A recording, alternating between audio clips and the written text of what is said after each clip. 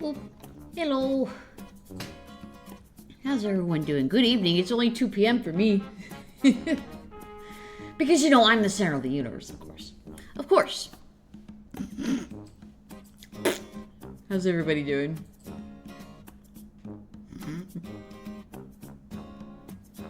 Okay, to be fair, Smoothykins isn't annoying about the super team. And they deserve the soup because they're sick. Did Merlot and Nocturne kiss? They almost did. They almost did. But then they got interrupted. Weekend sucks, so I spent a day doing nothing. Aw, I'm sorry about that. Yeah, I did a tease. I did a bit of a tease. Just a little bit.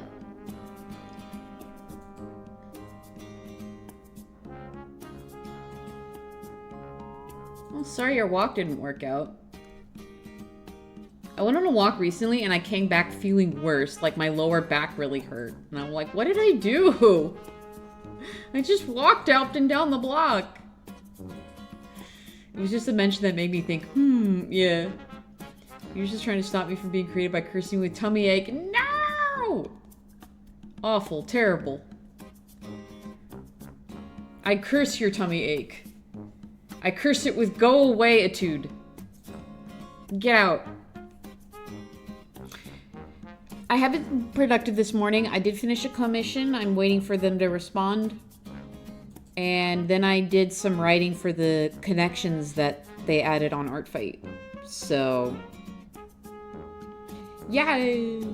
I've been having any problems with someone was reporting, well, none of these aesthetic users don't exist in any other planet because of your race by death. Okay. Okay, Curbs. Alright.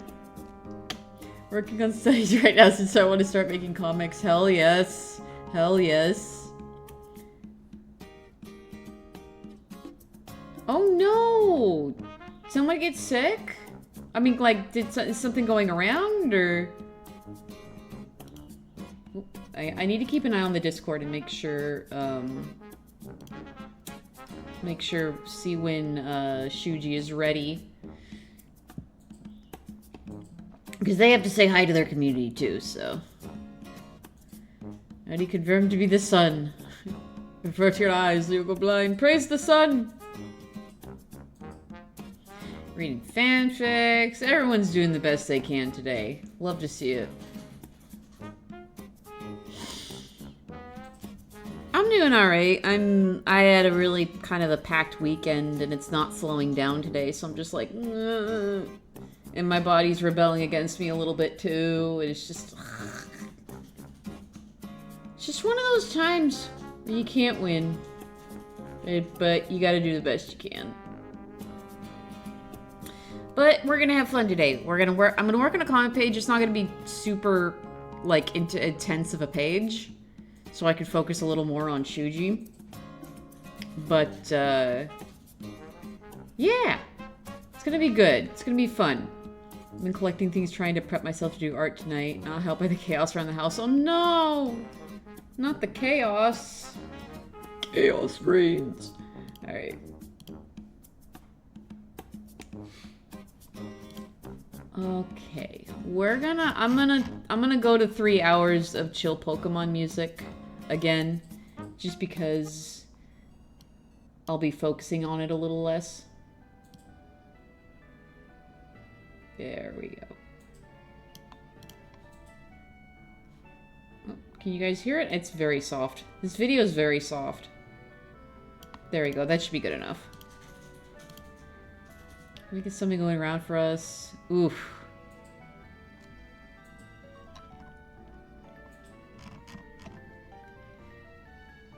I'm sorry. I hope you guys get better. Okay, I'm gonna let Shuji know. Oh, there they are in chat.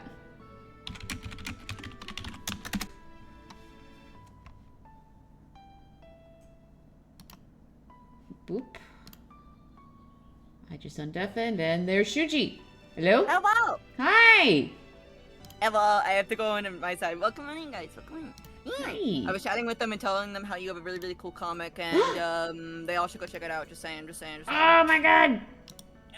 I would say the same, but your comic isn't out yet, right? It was out, keyword, but then I had to kind of start it because, my pacing wasn't the best way I wanted it. It was a bit too fast for my liking, and I like my comics. I like doing long comics, like a simple interaction might take a couple pages or more. Right. Because I like that personally. No, that's totally fair. Boy. How's the volume on that? You guys can hear Shuji, right?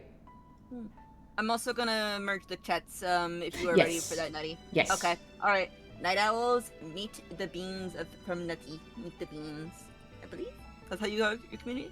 Yeah, I see it. Shares chat. That's awesome. Thank you. Okay. All right. So now the night owl should be able to see your chat and so forth. Yeah. Hey guys. Hey. Good stuff. Hi everyone. Oh, and Delilah says hi too. Oh. Oh. Oh my goodness, Sammy, thank you for the 5 gifted. Oh my god. Oh boy. Okay, alright. Oh my god. Yeah, just go ahead and attack Nutty, guys. Go ahead and attack Nutty. What? No, go attack Shuji. No, my chat attacks me so many times with owls. They throw themselves at me. I'm not an invitation. Yak. Oh my gosh. Oh, there's a gifted sub for Shuji. Hell yeah. Or no, like a resub, I think. That's a resub yeah, from that Dark was a Dragon. resub. Dark resub. Brace yourselves for impact. Yes, Sammy, I did see that. They came in. I have to pick a day to open them. I'm not sure yet because this week is jam-packed. But I did get the cards, and I will be opening them. I kind of want to get the new set Perfect Order because it has a Mega Starmie in it, and I really want it.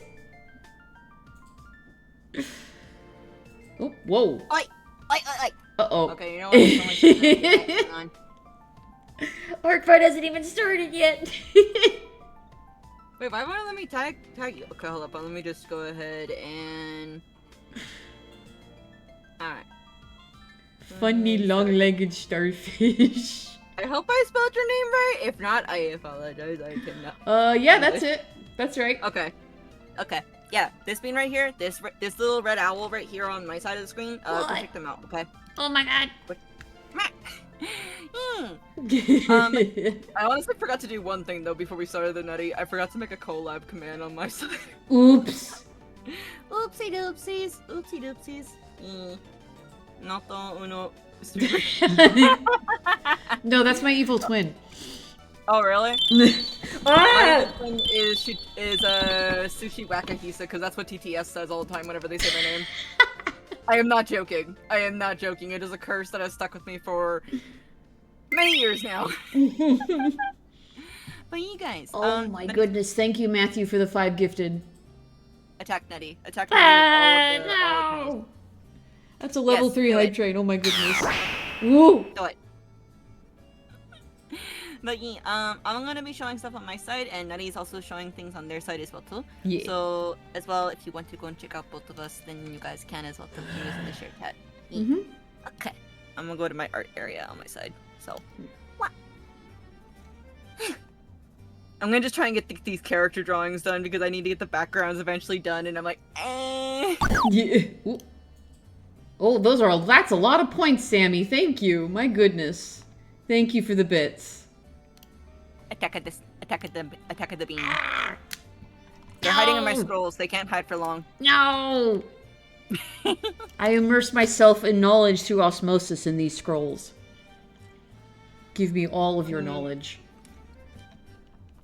There's a lot of secrets of comic stuff in those scrolls.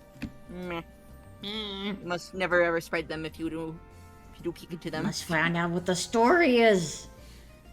I mean, I technically have all the way Arc 1 pretty much written. Arc 2 is still in the work and hatching out, but I do know what the end of Arc 2 is. And I'm kind of curious to see what chat's gonna do when they see it eventually. Because they are very protective of my OCs, honestly. They are a little bit more protected than I am of my OCs. Oh, the chat in my group for when we talk about the webcomic, it's called the title of it is Merlot Protection Squad. Oh. Woo! Oh my god. Thank you for giving bits to Shuji, Misty. Heck yeah. Oh my god. That came out of nowhere. Oh, also to those on my side, is Nutty the right volume? Just curious, because I have my music playing, but I want to make sure the Nutty is louder than the music. Want to just double check. You guys can hear them just fine. But yeah. Also Nutty, I believe it's safe to say that you've worked on your comic more than I've worked on mine, per se. I feel like that's for sure.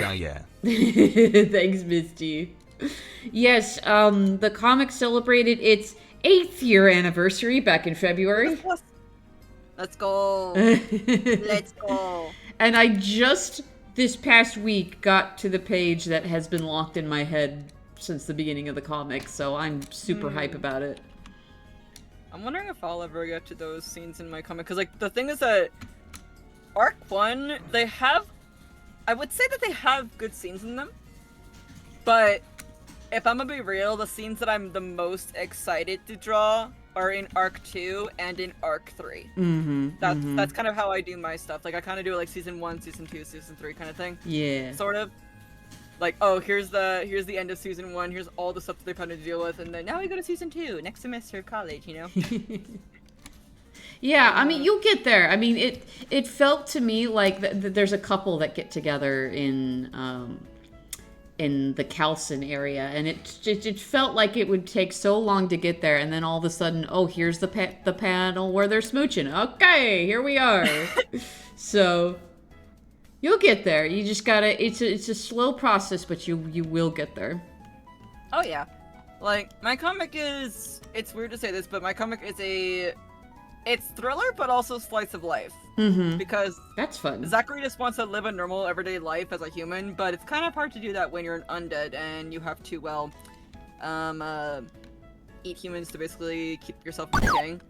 What? So, yeah. And I like having those kind of comics where it's like about identity and stuff like that in my comics and stuff. Because there's always so much fun to go through there.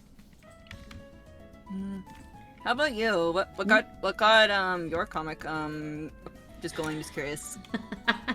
So Merlot was my first D&D character that I really became attached to, and I just could not stop drawing him. And I was like, I gotta get people to care about this little guy more. What if I put him in a webcomic?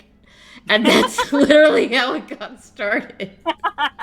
And I just kind of built around him and formulated all the characters around him. Oh my goodness. Thank you, Danny and Misty, for the bits. Look at that shared hype train. That's beautiful. That is beautiful. Now, go spoil Nutty more. Also, to let folks know today, what we're working on is a little different. The page that we're working on, this whole sequence is a dream sequence. So, like, my technique is going to be a little different today. In case you already haven't noticed with how my line art looks. What's that? I find that really interesting, like, how you have that kind of setup, actually, because I'm still trying to figure out the sequences for certain things. Actually, wait, there's actually one thing I do gotta say, though. Because I use, like, a night and day kind of thing in my comic. Mm-hmm. During the daytime, my colors are a little bit more saturated, just a little bit. But most of the characters' colors are desaturated because, obviously, well, thriller. Right. When it gets to the scenes that have to deal with undeads, basically, points at Zachary, line art gets thinner. Ah. So, yeah. No, yeah, my bubbly. Yeah.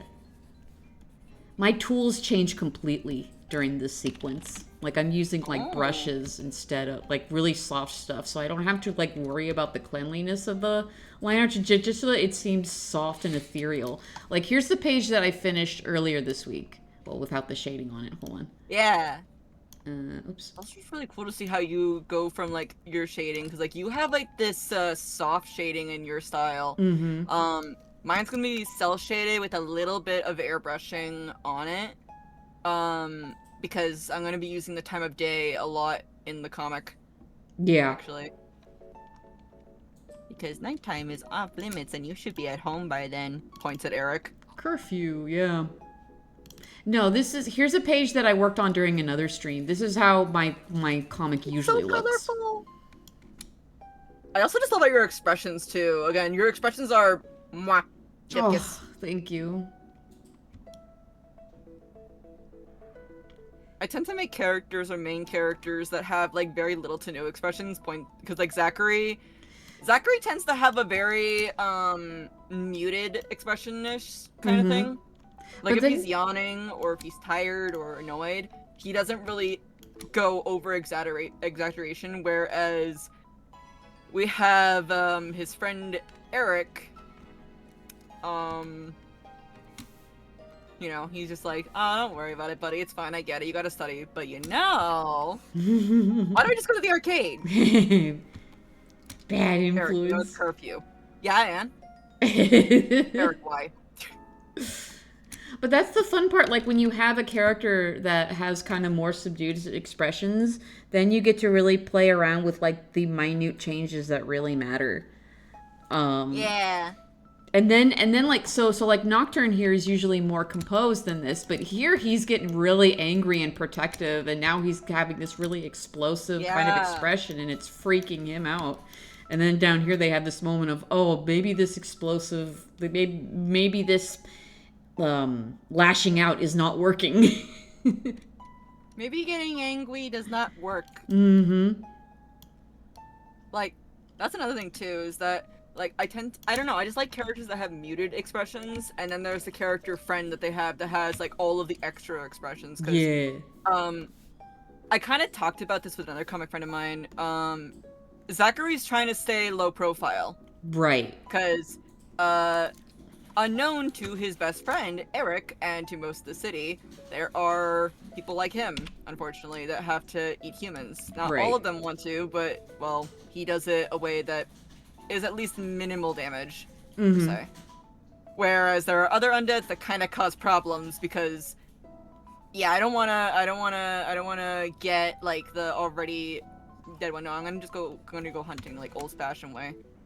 So that's why there's a lot of deaths around the city. Right. And that's why there's a curfew, because the Cross organization comes out at nighttime to hunt. And I'm down, so. Honestly, so cool. Eric would probably not survive if it wasn't for Zachary, because Zachary, because he works in a mortuary, like, and and does like all the coroner and stuff like that. Yeah. Like burying the bodies, getting them ready for funerals and whatnot. He smells of death basically. Right. To other undead, so they're like, oh yeah, we're not gonna take your food. He's not food, he's friend. He is Eric friend is shaped, friend, not not food food. shaped. The Yeah, 'cause extrovert and the causing a introvert they ruckus. adopted, yeah. Honestly, the funny thing is, though, is that Zachary was the one that made the connection to approach Eric, actually. It wasn't the other way around, actually. Aww. And I don't mind giving, like, the first 3 chapters of my comic away because I've said it before. And I've told my chat about it, but they don't know anything else after that, except for the scene where Eric gets punched in the gut. Right, because of the meme you drew, yeah. Yeah, because that's actually an actual scene, because, Eric likes to give nicknames to a lot of characters that he meets, and if he gets really close to them or finds like a good appropriate nickname for them, keyword appropriate sometimes, he works. People say he's ADHD coded, and I'm like, I didn't mean to make him ADHD coded. I mean, I have ADHD, so it might have gone in, but you know. Right. But the thing is that Eric, he gives a nickname to Maria that's not so nice. And even the rest of chat was like, if I was Maria, I'd punch him. And I'm like, I mean, Maria has a short temper. That's why she doesn't listen to William too much. You know what? Let's go ahead and have Maria punch Eric, and was just trying to knock him down, but instead punched him into the locker that he actually got knocked out. So. Oops. So, yeah, like, Zachary approached, Eric, actually, because Eric's grades were really, really failing in high school. They actually went to the same high school. And he would have had to retake a year and be what they would call a super senior, basically. That's what at least my school called it. But because since Zachary actually, like, helped Eric, Eric did not fail and actually got to go to the same college that the college university academy, I'm leaving it pretty loose, that Zachary did. It's the best in the city, actually. But of course, still the city has rules. You shouldn't go out at night. Yep. Let's go to the arcade! Exams are next week. Yeah, Anne? But video games! Eric has priorities.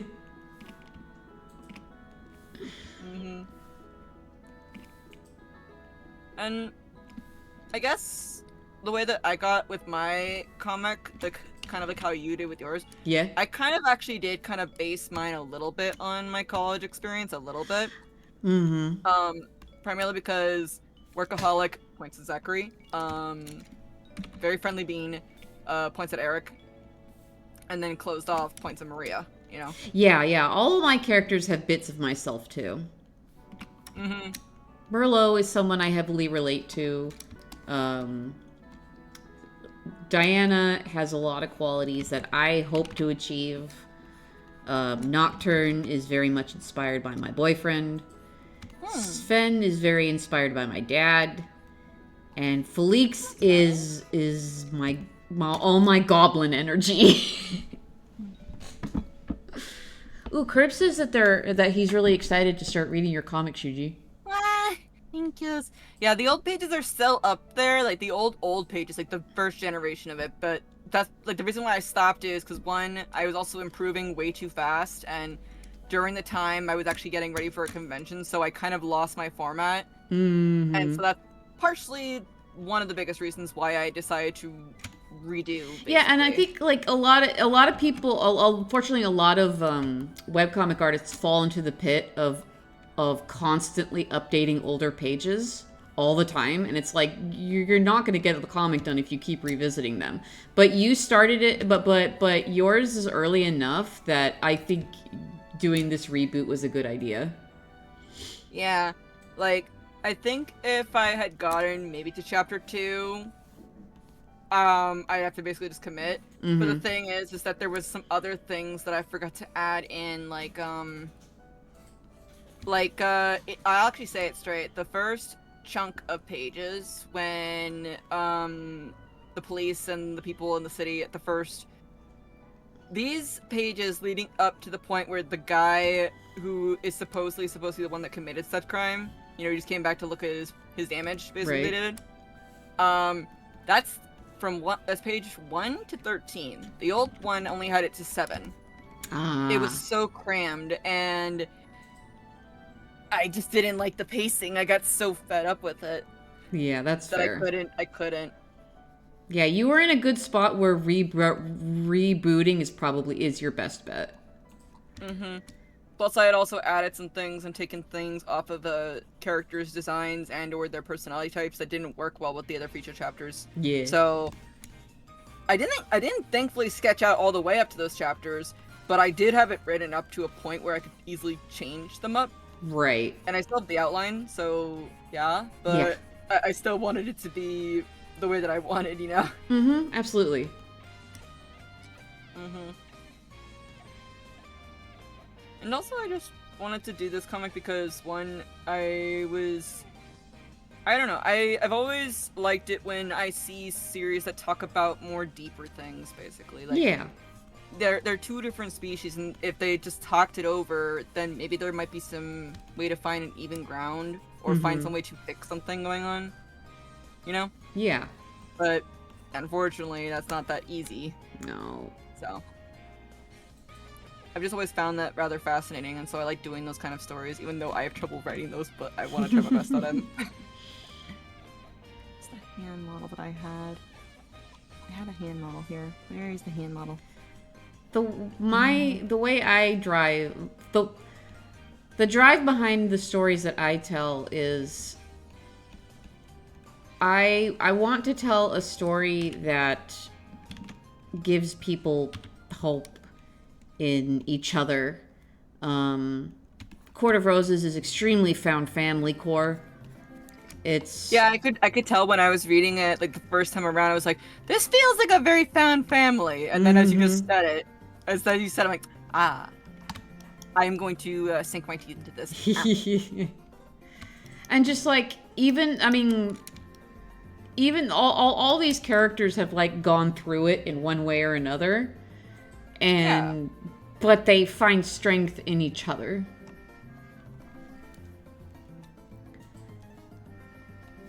So that was why it was this page that just came about was really important, because it shows just how much Merlot has lost in the past, that he just keeps hidden all the time because he wants to be always supportive of other people, and then oh, here's all of the things that he's lost. Like, oh. Also, yeah, Riley, apology. Like, yeah, I'm moving my time to streams up because I normally start at 3 my time, but because since I want to respect my family's change of schedule and stuff, I'm doing that so that way our schedules don't collide with each other. So my hard limit now is that I have to end my streams at 8 o'clock my time. So, yeah. Well, at least like 8 or 7 my time, but yeah. I will be. I probably won't be around the entire time during Shuji's stream today because I do have to have a family dinner to go to tonight.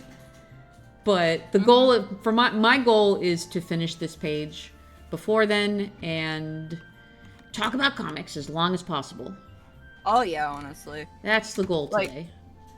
I will say that, actually, quick question. What was the first program that you used when you started doing comic stuff? Just curious. Like, I mean, like, I used Paint Tool Sai, and I did fan comics back in the day, and I hand wrote all of the text.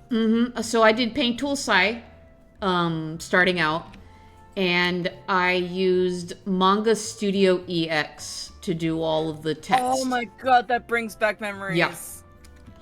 And then somebody got me a license for Clip Studio Paint, and I was like, oh, my process is now streamlined. Hell yeah. Yeah.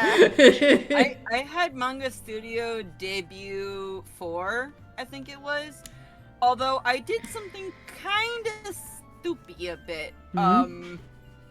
So, you know when you download, or when you buy a program, you are incentivized to download it, correct? Immediately? Yes. Like, put it on your computer right then and there, you should get it on there, you know? Right. As you should. For over a year, I did not download it, and then when I went to go to the email to download it, back when I was in junior high, I couldn't download it, and we had to contact CSP support saying, hey, I bought this a year ago, but because since I was,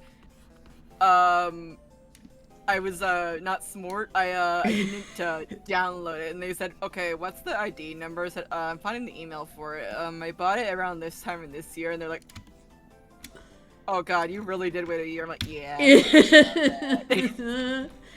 Yeah, the link probably didn't work because they probably have updated it since then or something. Yeah, I still do have Manga Debut 4 on my laptop though. It's really janky though. I tried to get used to it. I'm like, yeah, I'm just gonna go to CSP, and my CSP like a Paintal side, and my dad's like, okay, that's fine. Oh, that's. And then Clip Studio came into my life, and that's it. That's it's so sophisticated of a program, and you know something? It has built-in comic building tools in it, and I don't use them.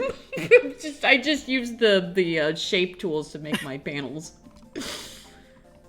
I kind of use some of the comic tools. It depends on the page though. Like if I need to do like a page that's more illustrative wise, I won't. But if it's a page that requires me to separate things a bit more, then I'll do that. Mm-hmm. And again, as I said, I basically adjust my setup so that way it's if I need to turn it into, say, a webtoon format, then I can then. Right, yeah. That's something I don't deal with. I'm too married to the page layout.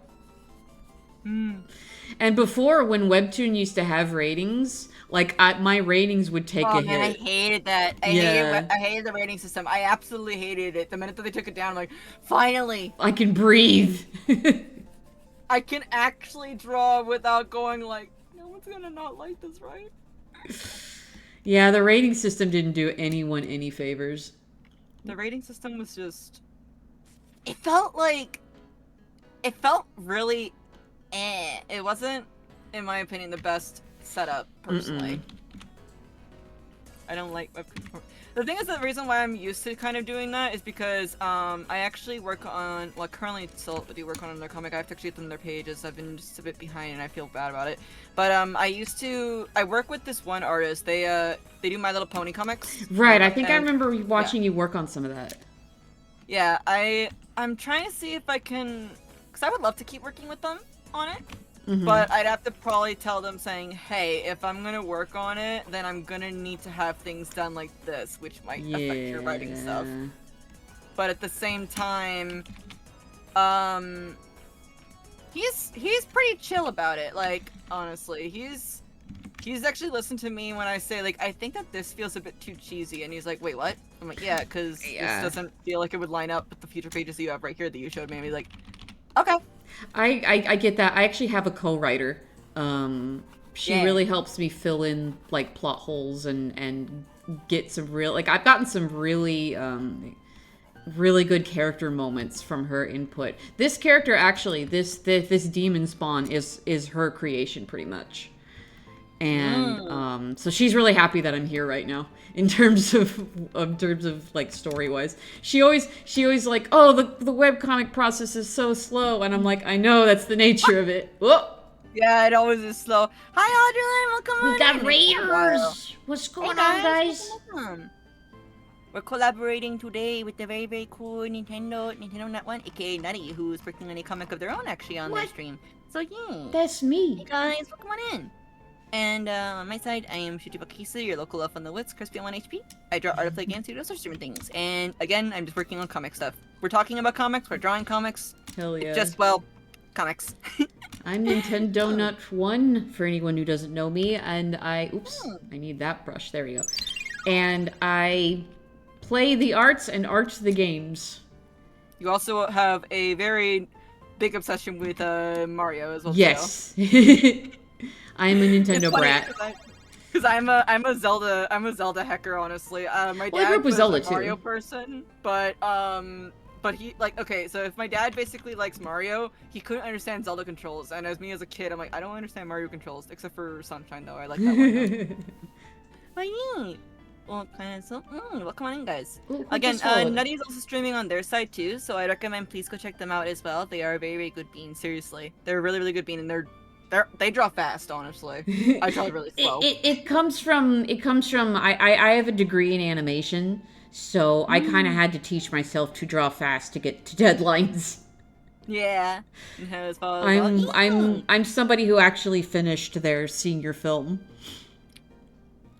I said I'm out of college. Goodbye. Oh no, this was back in like 2011. It was when I graduated college. Ah, okay. Yeah, this is a while back. But still, Audrylin, how was your stream? Welcome on in, guys. Audrylin and Ice Reaper, thank you for the follows. Welcome on in, and thanks for the bits, Misty. Look at all those. And also, Audrylin, were you working on art? Just curious. I remember rating Audrylin or poking into their streams back in the early pandemic days, because that's kind of how I found them through Faye, I think it was, and then I think I found through Faye or through Hedgie or probably through Rook. I can't remember which one, but it's one of those communities. I remember that. I remember very vaguely, of course, about that. Is that? I am struggling to draw hands so bad. Stream is good as Manga Monday. Ooh. Hey, Nutty, quick question. Do you want them to share art tags? Just curious. I'm always down for art tags, yeah. Audrylin, if you have a link at the ready, I can get you a permit. Just let me know first before you put the link in there, because if you don't, my Nightbot will take it before we have the chance to see it, which is kind of rude. So, yeah, just let me know when you have the link at the ready, and I will get you a permit, and then that way we can both see it. I'm wondering, my MooBot has been able to post, by the way. I don't think your bot is sniping my bot. Okay. So that's good. Because Nightbot gets really, really finicky, and I'm like, please don't do that, please. Please be nice to the collabs. Please. Okay, let's using these colors. This one I get to play with the lighting, because he's got to look good and menacing. I have a character that I can't wait to draw, but at the same time, I also cannot wait to... I can't wait to get to, but I also can't wait to just see how people are gonna go, because, there are sometimes those characters that people go like, oh, that character is so rude. I'm like, yep. They have the reasons. Yep, they have the reasons. That's Felix. I was so worried about how people would take Felix, because they are super duper prickly, but everyone loves them. It helps that their expressions are so funny. They've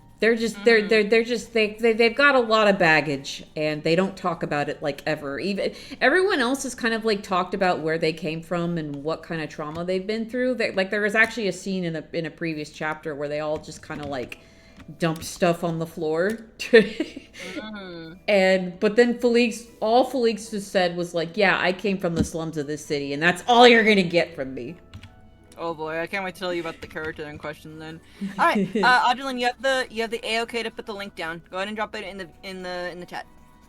There you go. Ooh.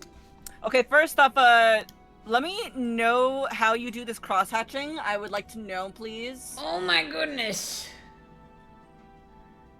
Guys. Ooh, that's gorgeous. Hold on, I'm gonna really good manga copy the image. Guys, take a... I wish to learn how you do this cross-hatching, please. I'm gonna have to go into your stream and take a peek. Also, I love the grayscales. Ooh, big. Oh my gosh. I'm not gonna save it. I just want to display it in the program. This then looks I'll really, close really it. cool. Ooh, my goodness. They do this cross-hatching, the hatching and everything. I'm a sucker for that, honestly. I like doing the hatching stuff. Yeah. But I struggle drawing it in my art, honestly, because my line art is so thick. I split it into sections. I'll magic wand the sections, then keep doing the lines. Yeah. I can see it. I can see where you've magic wand places. This looks so good, Audrylin. I gotta check out your streams again. It's been a while. It's been a long, long while, honestly. That's really... I just love the hair. I just love all the volume in the hair. Oh, yeah. Like, just the floof, much floof, and just all of that stuff going over. That's Quick question, so good. Audrylin, is this like an OC of yours, just curious, or a Sona, just curious? I'm just curious. You took a 3-year-long break? Welcome back. Welcome back to arting. Okay. You guys, please go check out Audrylin. Please do. Seriously, they're a good bean. They're a very, very good bean. Please go check them out. Yeah, I remember finding you during the pandemic era, basically. That's how I found Audrylin, so I remember that. Yeah, Shuji, I can't believe we only met like less than a year ago. Yeah, I'm like, wait a minute. That's wild. Mm-hmm. I think that one time my dad was like, wait, like, how long have you, known some of the friends? Nutty, I've known, like, for less than a year, and that's like, Yeah. I'm sorry, what? You talk, like, so chill with him. Like, yeah, I know. You know, it's the same with me and Curbs. It's like we like connected immediately. Sometimes that just happens. Hmm. Play all Blue Skies. Yeah, I'm mostly on Blue Sky, so Yeah. for those that are curious, I don't use Twitter. I use Mm-mm. strictly Blue Sky. I do have a Twitter, but it's privated, and it will never see the light of day again, Same here. because I do not wish for my art to be used. I privated it, and you know, you could just say, oh, you could just delete it. But one, I've got a lot of archived work on there, and two, I don't want anyone to grab up my name and impersonate me. That too, yeah. I know that back in the day, back when Blue Sky did launch, or I think it was, what was the other one that launched it? I can't remember. It was like not Threads, it was something else. Oh, It was some sort of forum board, and I know that everyone in the VTuber sphere, because that's where I was mostly in, was losing yeah. their heck about it. Trying to remember what it's called. It's not Threads. It's not Slack. I don't know. There was Mastodon, but that was a while ago. That's the one I was talking about. Oh, Yeah, Mastodon. that Okay. one. Yeah, like Mastodon everyone is was- split up into like servers. Yeah, and I never really understood that. So Yeah, like, it's really I don't strange. get it. Yeah. Right. My journey on Twitter was mostly just on the VTuber sphere, and then after that I left because I couldn't stand it anymore. And then I prefer Blue Sky because Blue Sky is funny. Blue Sky doesn't have an algorithm, so Yeah, I You- can you- actually see all the you- posts. you and I get like from it what you put into it. So you gotta do the work. You gotta put in the work to socialize, but Yeah. it's much much more worth it in the long run. Mm-hmm. Even if your Like, follower honestly- count on Twitter is bigger, most of those are bots anyway. So Yeah, is Mastodon still going? I mean, I think it is, but it's a different sort of beast. yes, I'm personally. actually on Mastodon because I still do, I put webcomic updates on there anyways, even if nobody really reacts to them because it's just part of my updating process. But yes, it is still around. I'm still on it. The places that I just tend to be at frequent, it's all on my website. Give me a second, let me grab it. Wait, did I close the? Okay, I didn't close the share chat thing. I was thinking like, wait a minute, did I close it? Because I saw only one. Window open. I'm like, wait a minute. Oops. Don't tell me I closed. No, it likes to open in a new window for some reason. Okay, let me see here. Yeah, the only places that I'm active is Blue Sky first because I tend to yap there a lot. Instagram is just mostly my art gallery and just for me to kind of keep stuff up there. I'm trying to get more of a handle on YouTube because I really want to do more YouTube stuff, you know? Yeah. And then, like, Twitch, and then, of course, like, TikTok is last, of course, because I still have to make reels. I do So not. silly. I do not have a TikTok account. I only have a TikTok account just to find funny memes, and that's about it. But I limit myself only to 10 minutes a day on that thing because that thing is gonna make me go down a hole and I can't get out. My only exposure to it is my friend sends me Marvel Rivals videos. Ah! Okay, Yeah. okay. Mostly I just like to send funny bird memes to my friends, honestly. I feel like that if Eric had a TikTok, he probably would just find all these funny memes and send it to Zachary, like, and Zachary would be like, so how goes the studying? Don't worry about it. It's going. This is part of my research. Uh-huh. But, characters that are like... Oh, also, Audrelin, and those that came on in with the rate, if you do need to get going or do any after stream care, please do so. But if you want to Yes. stick around, you're a-okay too. Just make sure you get yourself some food and waters and nums, and do your stretchies after all. That's all that we ask, okay? Yeah. Self-care is important. As for characters that are sticklers a little bit, or characters that we're, like, worried about them being seen as really, like, mean, like, they're just mean characters, like, there's nothing else behind them. I'm excited, but I'm also I'm excited to see how people handle Zachary's dad actually, Oh. because Zachary's dad does not approve of Zachary going to school in the human side per se. Oh. Mm-hmm. He does not approve of it. He actually is very much on edge whenever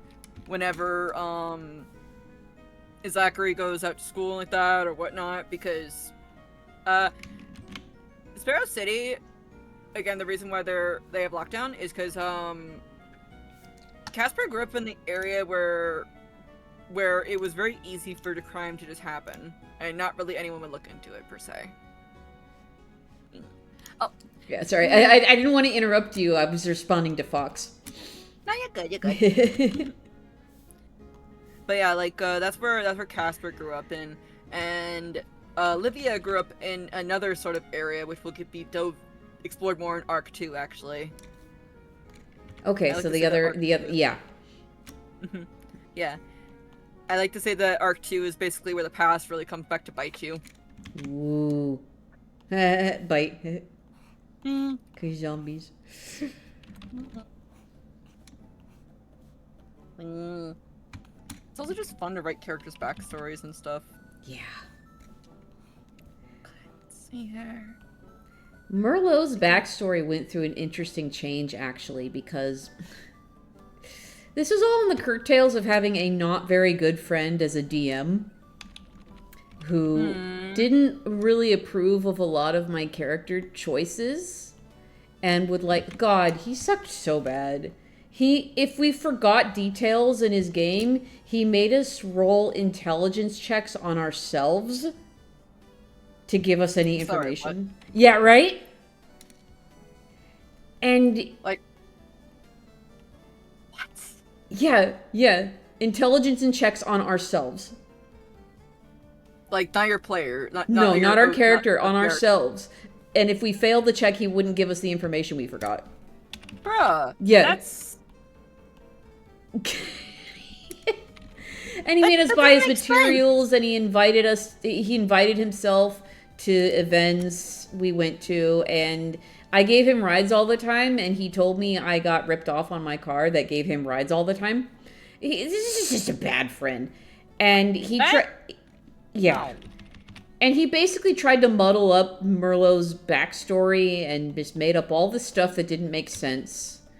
And then after I stopped kind of hanging out with him and the webcomic started percolating in my brain, I woke up in the middle of the night when I had like this epiphany about his backstory that I was able to change and finally make it my own, that wasn't married to whatever nonsense my bad DM friend came up with. And it was such a good feeling in spite of everything. Like, I've rescued you, my boy. You're safe now. You've reclaimed the bean. Me wishing the Hey Stinky Redeem was on. So yeah, sorry, I've turned off redeems. It's just a personal thing. I don't like having redeems distract me while I have people on as guests. I should also pause my redeems really quick. It's up to you. It's just a personal thing on my end. I just don't like getting distracted by Hey Stinky and new soup and, you know. Well, I mean, like, what I'm gonna be turning off is specifically, like, my high energy redeems, specifically, like, the ones that cost a lot of power on my PC. Right. So, sorry, guys. Yeah. Oh, thank you for the Control S. Yes. Yeah, I have the stuff like hydrate and stretch and save on, but carrying Muro like a samurai carrying the cat and pointing a sword at adversaries, exactly. Yeah, because, like, for me, on my side, I've got, like, redeems that literally break my model, quite literally. No. Like, they send me flying sky high, per se. And the last thing I need is my computer flipping out with that, honestly. Right, especially during a collab. I feel it. Yeah. see here. I still remember the dark days when I streamed on a laptop. The good old days, Yeah. the early beginnings of the streams. And I did, this was like, God, this was last year though. Oh no, the year before. I did a Mario Party collab stream. And somehow the stream held together by like glue and a prayer. But it was like, it's like the sound glitches out all the time and things freeze up. It's so bad. Which is a shame because we had so much fun. I remember my first time I did like Super Mario Galaxy. Uh-huh. Oh no, it was... My laptop wanted to just end itself right then and there. It's the capture card tech. That's what gets it. It just really wanted to end itself. It's like, why are you doing this to me? And like what if I don't? Sorry. What if I don't deal with this Elgato horseradish? And the worst part is that I had a 3D model on too, so... Oh god. You ran a 3D model on a laptop? Yeah. Oh wow. I'm impressed. It's really true. You had a strong laptop then. The laptop was over 6 years old, and oh no, hear the fan on stream. You could actually hear it. Like chat would go like, "Why do you have a fan on?" I'm like, chat. That's the computer. That's my laptop. Oh no. Wait, that's your laptop? Yeah. Judy, what's your CPU at? 200%. Judy, what's your CPU at? If you get a good laptop, it can run the world. That's so true. I also ran Unity on it too when I had to adjust my laptop stuff, my model stuff, and everyone was like, "How is your laptop not dead yet?" Mine lasted a little longer only because its original hard drive failed, and I ended up getting it replaced with an SSD, which is practically almost replacing the whole computer at that point. So that's the only reason my old laptop lasted as long as it did. I forget what my laptop was specifically because I see that Kirby is talking about that, but I know that my laptop was... Actually, I think I have it right next to me, actually, I think I do. Do I? Oh yeah, it was my old Toshiba laptop. Mm-hmm. It was the brick of a laptop, though. That thing was so heavy. Give me back pain. Oh god. My non-gaming laptop can run Minecraft with shaders on at 20 FPS. Yep. Ah, the good old days. So the funny thing is that that was not my first laptop I abused. Yeah, I think that one was my second laptop. Because another laptop that I used back in junior high, and that's actually where I got my name actually from, like in this online game I played. Mm-hmm.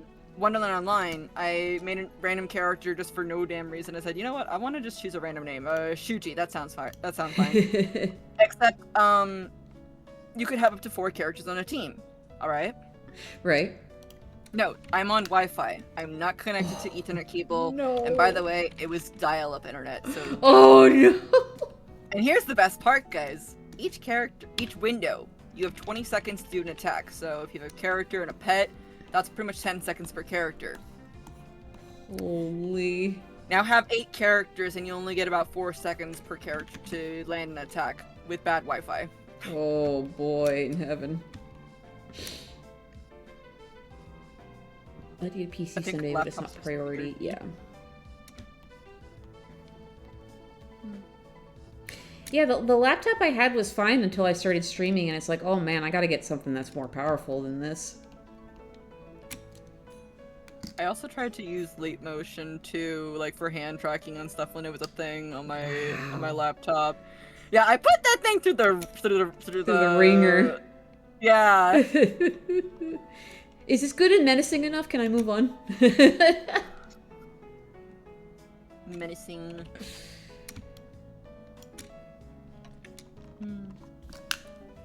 Yeah, you do your panels very illustrative, like, but also just enough that it's like it gives like a painterly kind of feel too as well, and I like it.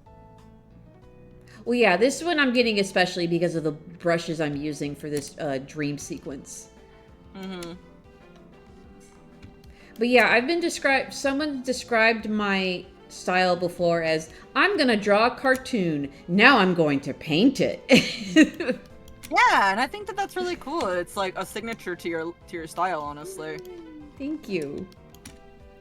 I'm still trying to figure out what my signature is, because my style has changed so much, and it changes so fast. Your style is very clean. Like it's like there's really nice form to your lines.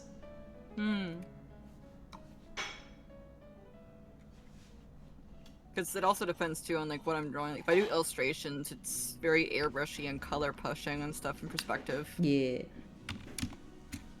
I like doing. This is also why I said, you know what? It shouldn't be that hard to draw a whole entire cityscape or two. Perspective classes. Right. It's all just Minecraft at the end of the day. Mm-hmm. Yeah, I never finished college. Pretty much like I went to college, a junior college, like I would say community college, junior community, however you want to call it. Right. And I was there for about 6 or so, almost 6 years actually. Wow. Almost. Partially because I was taking classes at small amounts, but two, pandemic hit. Right. And that just threw Yeah. everything off. Mm-hmm. Yeah. And then I started streaming, and I'm like, I like doing swinging. So, my dad was a bit worried about me doing streaming and stuff, but after showing him, he's like, you know what? You can do it. Do it. Yeah. I'm like, okay. So, yeah. The one thing I can do is consistent. Honestly, if you can do screenshots or make it look close enough to official, that's like a really powerful skill in my opinion. Yeah. Like, I struggle with making fake anime screenshots. I would love to do one for my own comic. Yeah, that's the thing. There are so many different styles and things that you can do, and people hire you for what you're good at. Yeah. You know what I mean? Like, I was so I was I don't know if you saw, but the other day Curbs made a post on Blue Sky asking about commissions, and he just got a ton of bots in his replies. And you go and look at their profiles, and all their art looks different. All their quote-unquote art that looked different from each other. It's too diverse. It's way too diverse, and it's like, and you think you would think on the surface that'd be a good thing, like, oh, this person could do a lot of things, but people don't hire you because you can do a lot of things. They hire you for a specific thing that you are good at, because they hire you for your art style, you know? Yeah. Like the one thing that I know that I got pulled into a few times with my VTubing connections that I had, because since I knew how to do Vroid models, there was a friend of mine that was like, I want to update my model, but I don't know how to do hair. Me, who has been messing around with hair so much on... Actually, the funny thing is, I don't know if I told you, I think I told you once. My scarf that's on my model, Yeah. that's hair. Oh, so the physics are hair, yeah? Yeah, everything that's on my model, pretty much, like, let me put my model in the middle of the screen. Like, the scarf that's behind me like that? Yeah. That's hair. Wow. My feathers are also hair, and, you know, ponytail, that's a bundle of hair together. Yeah. And my necklace is also a piece of hair as well. Mm-hmm. I can see it. I can see it in the physics. Yeah. I do have other physics stuff on my model, specifically on, my boots. I gave myself, like, the laces and stuff. And I had to rig those on the model after rigging them in, after creating them in Vroid, I had to export it and then kind of position the hair and the bones, on the model in Unity. Wow.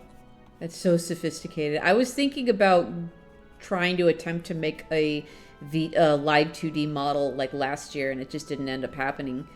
But there's so much work and thought that goes into it.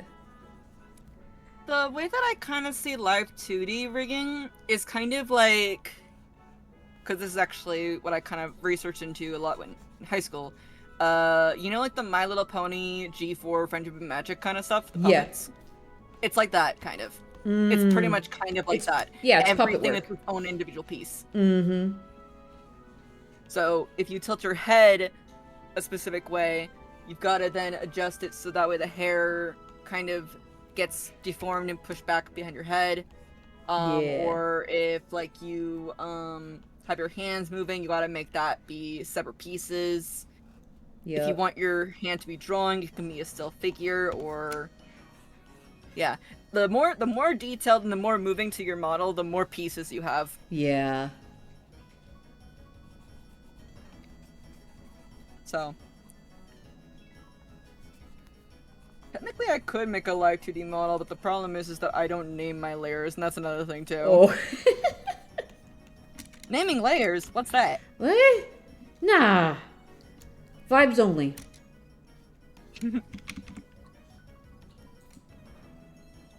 I name my projects, I don't name my layers.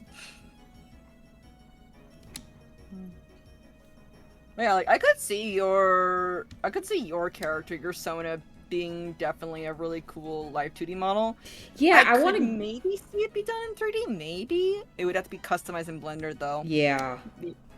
VRoid could maybe do it, but it would be very very much a lot of hair using, basically. I imagine the toad would be a little less work than the doll, especially if I want to like. I just think about how his eyes alone would get layered. Wait, the doll farm? May I see Yeah. that one? Oh, yeah. I have the redeem off, but I can show you this doll. Let me see here. This one. I gotta go to your stream really quick to take a look if I can. I think I can look at your stream.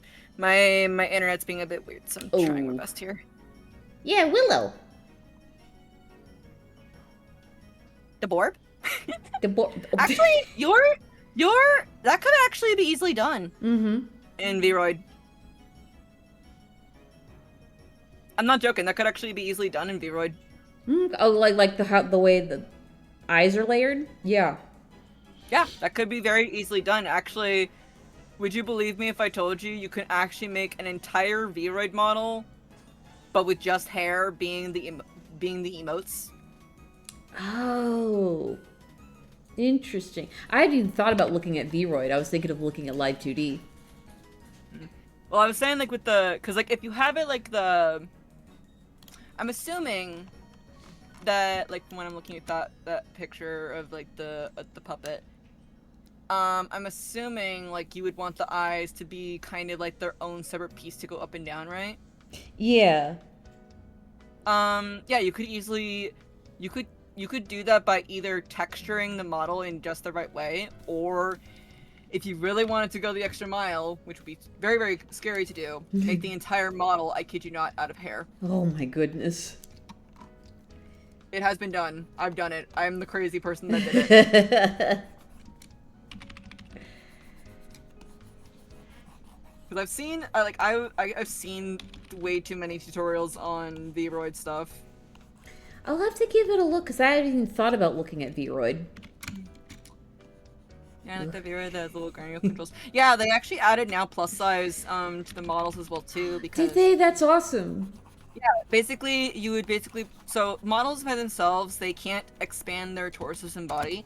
However, there is a thing now called bodysuit features, and you can basically give your model an entire bodysuit, put the texture of your skin or whatever on it, and then all you have to do, if I recall, is basically adjust the clothing to fit around the bodysuit, or just make multiple bodysuits and have the clothing be basically drawn on the bodysuit.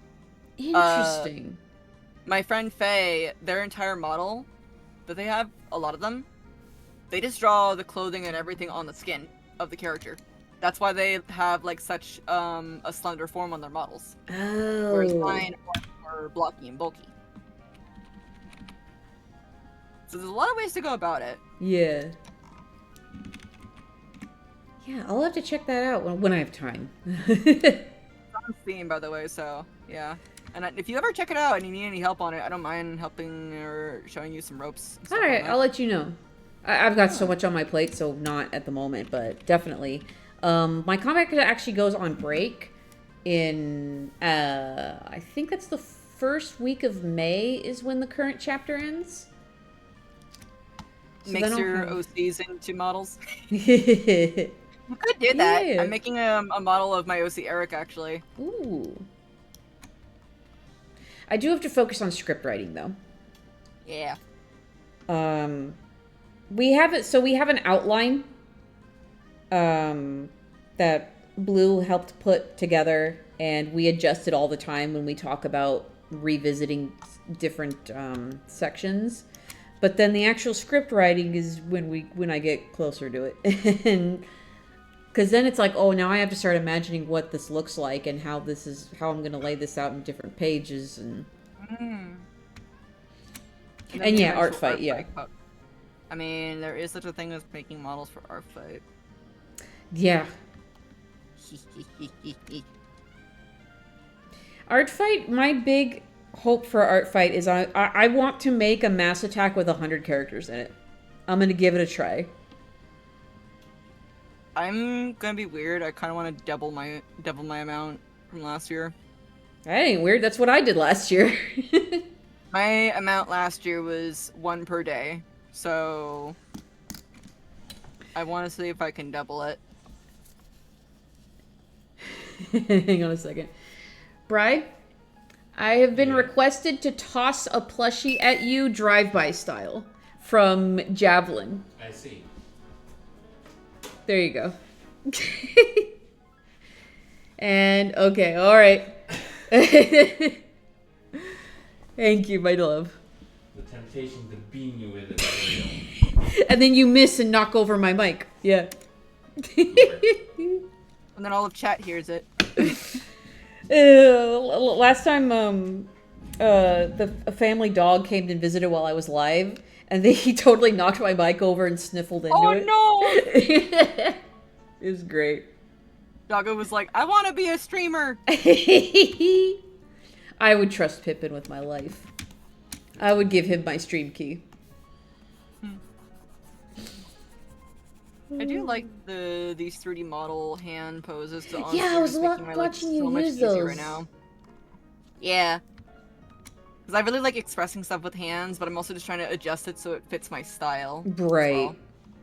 Oh, you know what? There are different hand shapes that I did find on, let me find it. Give me a second. Custom materials. It's somewhere here.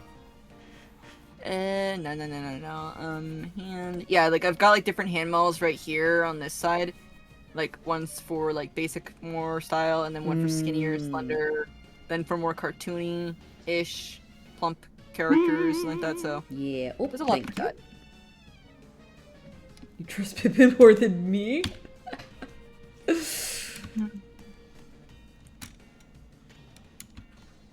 Let's see here. But yeah, I'm excited to when I'm doing this comic, I'm excited to just like see how things go about and the effects that it has on everything, if that makes sense. Because I'm really excited to see how people react to certain scenes. Yeah. That's kind of one of my favorite parts when doing comics. Yes. I like seeing, like, there might be a character that you guys might really, really like, and then all of a sudden you're like, you know what? Actually, no, they're kind of a heck. No, thank you.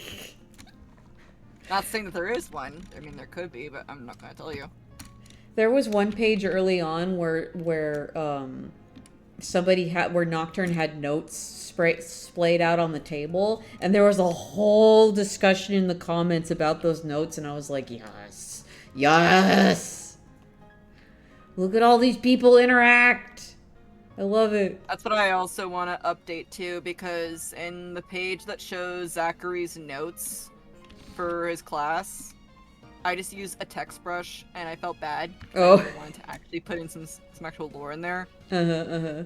But now I can. So I'm gonna try and see if I can get some stuff written up so I can just, like, you know, piece it into there and stuff. Yeah.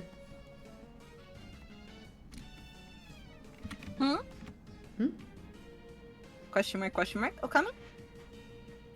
Zag instead of Zig on... What? Eh? I'm a little bit confused with Kami. Yeah, I don't either. I'm like, what? ¿Cómo? If you mean to be silly, ¿Qué? you can be silly over at Nutty's chat. ¿Dónde? No, that's where. Yeah, that's the joke.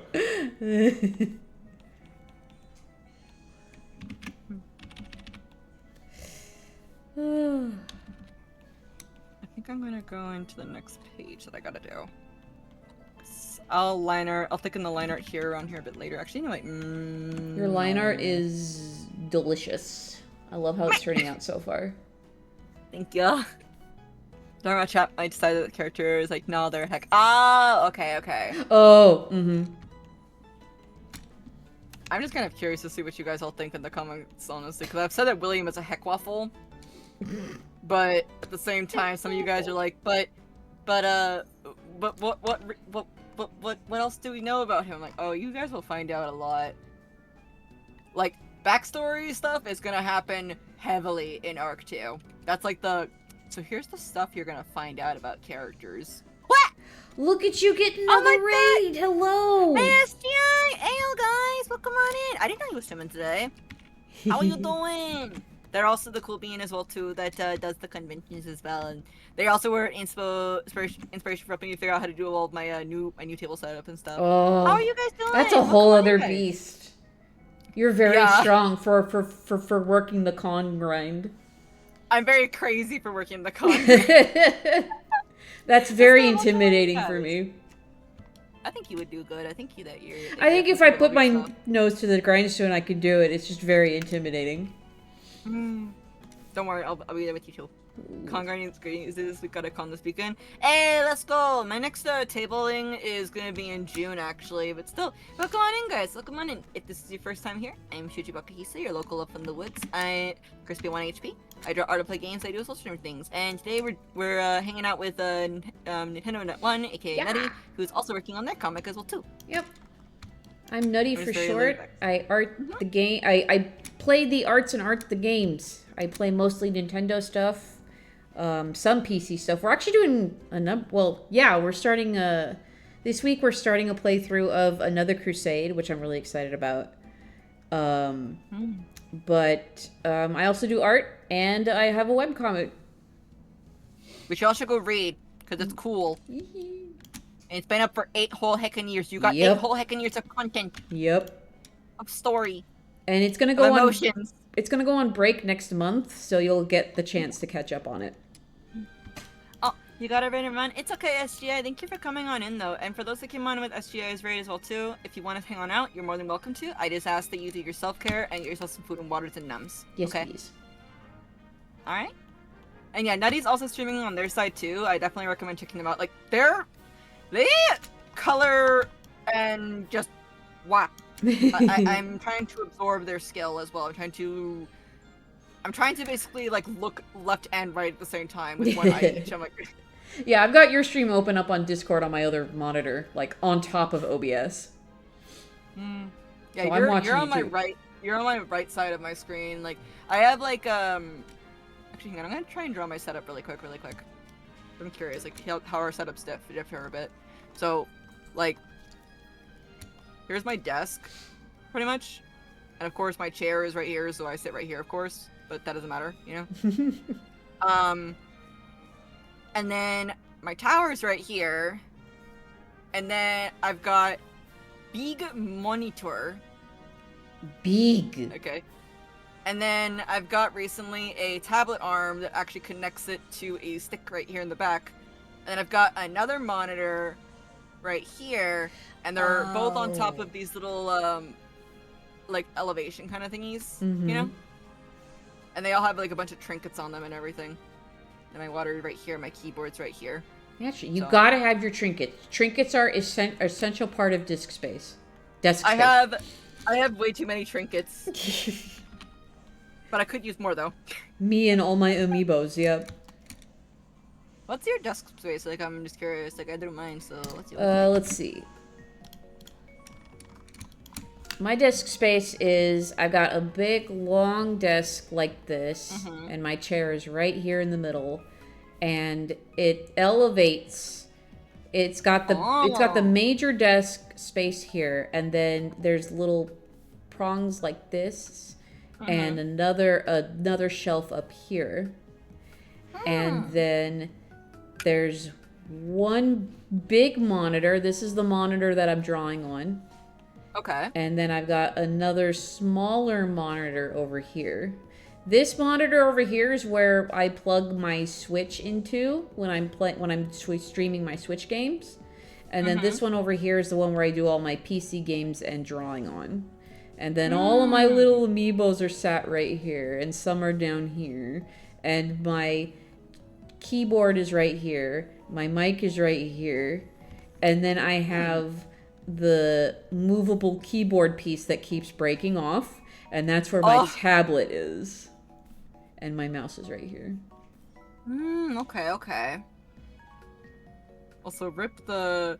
wait, so your tablet doesn't have a screen? No. My tablet is... I don't have a Cintiq, I just have a Wacom. Oh! I mean, I got a Huion I got a Huion, that's mine, actually.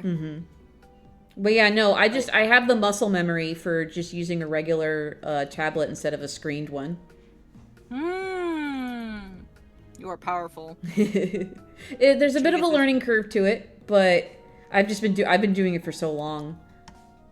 Yeah, I got a screen tablet primarily because my old I had an old Wacom tablet. It was like super tiny. Like I'm talking like tiny as heck.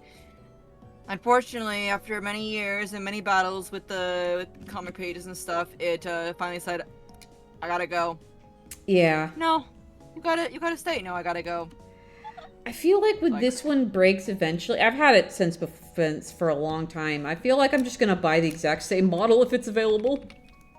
Yeah, mine's about almost, I want to say 5-ish years old, I think. It's actually about almost 4 or 3 years old. Because I have been streaming for 5 years, but I have, I've been having my PC tower for about 3 years. So, 3 or 4 years, I think it is, yeah. Nice. On a note of, like, planning chapters and stuff, how many do you have, like, planned before you start drawing and posting them? Ooh. Well, okay, so I was saying earlier, we have an outline. So we actually have an idea of exactly where the story is going, and like up to the end, actually. So we have it all laid out. But in terms of the script itself, I don't have the next chapter scripted yet. So that's what the break is for, so I can get a chance to... I want to try and script both of the next pages so there's not a break in... both in the next chapters. Because the next chapter after this one is a transitional one, so it's a lot smaller. And then we go into a big port town chapter. And my chapters are pretty much split up into, like, places and locations. Which is weird. I know it's weird. But that's just how I do it. And so my goal over the summer is to script all of that out. Which I think I can do. I usually write scripts in batches, like a whole bunch of pages at once. I apologize if you hear doggo in the back. No, I hear the collar jingling. Yeah, she's being silly. How's she doing? She's doing better from the other week? Yeah, she's doing better a bit. She's doing better. Like, she's being more cuddly, she's being more snuggly, and being more herself. That's good. Actually, and I can talk about with my chapter stuff. I mean, I am still working on the comic pages, but for me, I think if I recall, up to chapter 8 already scripted up. Nice. But I kind of want to be honest that my chapters are kind of small because I personally like having them in small amounts. That's fair. I like doing the 3-chapter rule to give you 3 chapters to get to know my comic. So that's kind of how I do my stuff. And I do it like that because I'm so used to that kind of format. Right. I'm used to that format not because of Webtoon. I'm used to that format because of the manga comics that I grew up reading as a kid. Right. And it just feels like the right amount for a person to kind of get to know my world and stuff. Like, chapter 1, here's the city, here's the situation, here are the characters that you should focus upon. Yeah. Chapter 2, get to know them a little bit. It will be discussed more in chapter 2 when Eric and Zachary talk. And then chapter 3 is like, oh, actually, did you look at the hints hard enough for those 2 chapters? You know? That's kind of how I like to have my things play out. Right. Because I don't like dumping everything all in one chapter, and I've tried to do, like, prologues and stuff in the past. It just doesn't work for me, unfortunately. I've tried. I read a post recently from Book Talk on Blue. It's talking about people that make posts on Book Talk about how some people just don't read prologues and epilogues. They're like, I mean, I read them, but yeah. They're like, no, it kind of baffled me because it was like, oh, if it's a part of the story, you would have included it. But they are included. It's part of how the story is built. And so some people utilize prologues. Court of Roses has a 10-page prologue. Just to give you an idea of what the tone of the story is. But it's still important to the story. Because if you don't read it, it wouldn't make sense why the bandit goes after him during the festival. Like, I know that, again, my other pal, Faye, they make a comic, it's an Omegaverse, Catboy comic. Mm-hmm. But not everyone knows, like, say, Omegaverse, okay? Right. So, it basically says, in our world, there is so-and-so amount of things that go on here, you know?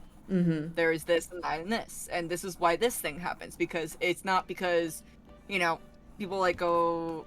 And I think that this is also a thing, too, that some comics do struggle with. Because they're like, oh, they get, like, a kind of, I don't want to say the word stereotype, but that's the only word that's come to my head. Where it's like, oh, my comic is a comic about undeads and living in living in hiding. It's like, oh, that's Tokyo Ghoul. I'm like, okay, yes, it has Tokyo Ghoul elements that I did get inspired by that, but at the same time, it's not Tokyo Ghoul, you know? Right. It's his own thing. Like, and I say it nice, of course. Like for yours, if you told me like it's about a group of friends going on an adventure, I'm like, okay, but also a fantasy theme, like, oh, so Zelda? But no, it's not, you know, because the prologue would tell you. So yeah. Mm-hmm. Sometimes we don't want to give a big gigantic lore dump, so we just give it as good as we can, and as quick as we can, and as fast. Honestly, I also liked your prologue. It was very, very nice. Thank you. Yes. I think it set this. I think it's my prologue's job was to set the tone of what to expect. Moving forward. Where's my brushes? That's what I wanted my first chapter to do, but it just did not set the tone when I did it the first time around when I first wrote it. It felt very rushed, actually. Like, it felt very rushed. Yeah. And I just did not like it. That's fair, but when you launch, when you're gonna launch this first chapter, you're gonna feel good about it. Yeah. It's gonna be awesome. Because I've already like played it back in my head over and over again. I'm like, okay, this thing happens. Okay, good. So forth. And I just realized I put the wrong layers together. Oopsies. No. I put his glasses on too early for him. Layers, no. Takes away your glasses, Zachary. Sorry about that. Unglasses your face. Wrong layer. Well, the thing is that I have it set up so that my glasses, they have, like, you know, the cover on them, so it gives, like, that little bit of haze. So like, yeah. I do that with Nocturne just because Nocturne's my only glass-wearing character, of the main characters. I just put the tiniest touch of highlight on an extra layer on top. And that's how I get kind of a reflecting effect on him. But it's very slight, but just noticeable enough.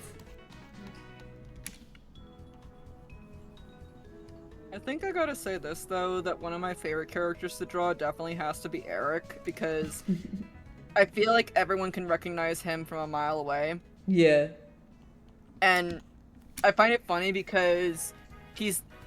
Remember how I said that Eric is Zachary's friend that keeps him kind of low profile? Yeah. Again, it's like extrovert adopts introvert. Yep. But at the same time, all the attention goes to Eric.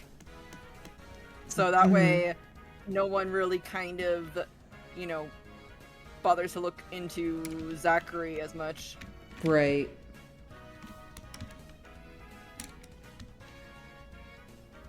Which I think is a really fun concept that I didn't realize until after my friend, who also made another comic that had a similar format, pointed it out. I'm like, huh, okay, I can kind of see it. And I like this dynamic. How about you? What's your favorite dynamic amongst your characters? Just curious. Oh gosh, that you know, I was thinking about this today because I was actually writing the connections now that Artfight added that feature. Yeah. Just thinking about how they all interact with each other. What I like is that how they all differently interact with each other. So like Merlot and Nocturne have the slow burn romance going on, and they're super like protective of each other. Well, Nocturne is protective of Merlot, and Merlot will do anything for him. But at the same time, there's also subtle friendships that happen between everyone else on the team. So like Nocturne and Diana have this kind of like, they like swapping information, and they like sometimes we need a bit of her sunny personality to get him out of a funk, or we need his realism to counter her naivete. And then there's Nocturne and Sven, and like the mutual respect they have for each other, and the fascinating ways that Felix interacts with everybody on the team. How, because they've got history with Merlot, they treat Merlot differently from other people and are more like forgiving of his shenanigans, whereas like they are constantly at odds with Nocturne and Sven. And it's just like, I don't know, I just like how different everyone interacts with each other. And how the three main pairings are also different from each other. Nocturne and Merlot is very slow burn, whereas Diana and Phoebe were instantaneous. Like they were dating like within a week of meeting each other. And then Sven and Felix is like this bubbling, this heated rivalry that starts to turn into feelings eventually. And they are both kind of oblivious, but they're both unpacking it on either side of the equation. Yeah. And it's just, I don't know, I love having a variety to play around with. That's why I like having a lot of scenes where all those characters are going off and doing errands off on their own, but then you get to see the different dynamics between all of them. That's the fun but oftentimes difficult part of having an ensemble cast. Yeah, because you've got like so many ingredients to make sure they all go in just the right way, basically. Yep. Like, I kind of want to, like, I said it before, like on my Blue Sky post for my mail club, for my sticker mail club stuff. I have 6 main characters. Are all of them protagonists? No, but it's a mixed world because humans think, at least the ones that do know the secret, undead, bad guys. And undead who have to deal with the Crossorg hunting down their butts because they may or may not have hunted, and some of them have not, unfortunately. Right. Like humans, bad because they just ignore all of the thing that goes on to us. Yep. You know. When in actuality, the ones that are in the middle, like we don't know really what's going on. We just know like there's stuff that's happening at night, and that's about it. So yeah, it's a mixed bundle.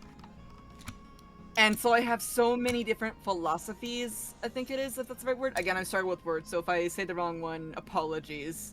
Yeah, like I have so many different kind of ways of thinking that go on with each other. Like, Zachary, he, of course, does, he does understand that, yes, not entirely that his dad has every right to be mad at, like, humans. Right. I mean, he himself also is mad, but he just holds it in pretty well. Because, I use the terminology pacifist and aggressive in my comic. Basically. Because I don't want to use I don't want to use, like, a geno, basically. That's not the right word for my kind of comic. Yeah, that's fair. Yeah. Because, actually, let me get I got their bios right here, actually, really quick.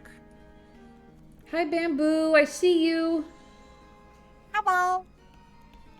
Yeah, so, like, actually, I'll show you guys really quick one thing. I'm actually gonna take a screenshot of my list that I have. So, when I make character outlines, I do it like this. This is how I do my entire character outlines. So it's like, okay, what's their age around there? And if I don't have, like, a clear, solid number on their age, then I'm like, okay, between this age and that age. But their height, obviously this is something I need to know so that I can draw my characters accurately. Species, especially important. And occupation. Likes and dislikes, it's mostly just things that are geared towards, like, either lively things or just even things that are about their occupation. Crossover, they don't like undeads, you know? Yeah, I have a whole cast page, so I absolutely feel you there. And then there's the one important thing here, too. Moral placement. Oh, Like, where are they on the moral compass? And I actually am going to say this, that Zachary and a lot of the characters, they have different moral placements depending, and the level of moral placements depending on what arc it is, actually. Oh, so yeah, so like, yeah. Yeah. I like a fluid cast page sometimes. Yeah, like, I'll actually just give a little tidbit here, actually. A little snippet of for you guys. Arc 1, Zachary's moral placement is pacifist, 8 out of 10. That means he is more likely to not engage in fights, and also he is not likely to fight, basically. Will he defend? Yes, but he will not fight to hurt. He will basically just try to fight to end the fight, basically. Right. You know? Arc 2, though. Pacifist at around 6 out of 10. Oh.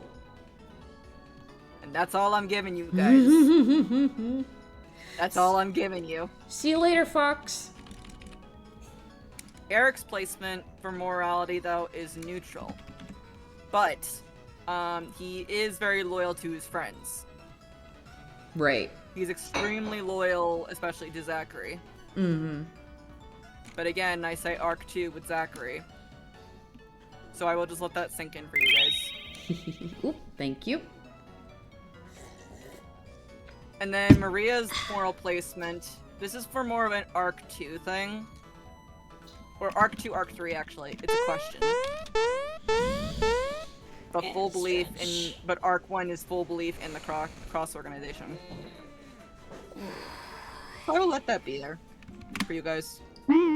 Hell yeah. And a save. Ooh.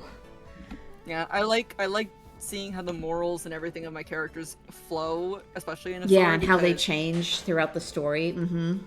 Because, like, actions, they do have consequences. They do. Yep. You know? I say that Eric is incredibly loyal to Zachary, but, again, Eric has no idea about Zachary's secret. Been using the wrong brush. Oh, no. Okay. Oh, no? I can fix it. So the question being now is, what's gonna happen? How will that loyalty be affected when he finds out, or when he finds out? Yes, he will find out eventually. When? I'm not saying. About Zachary's secret.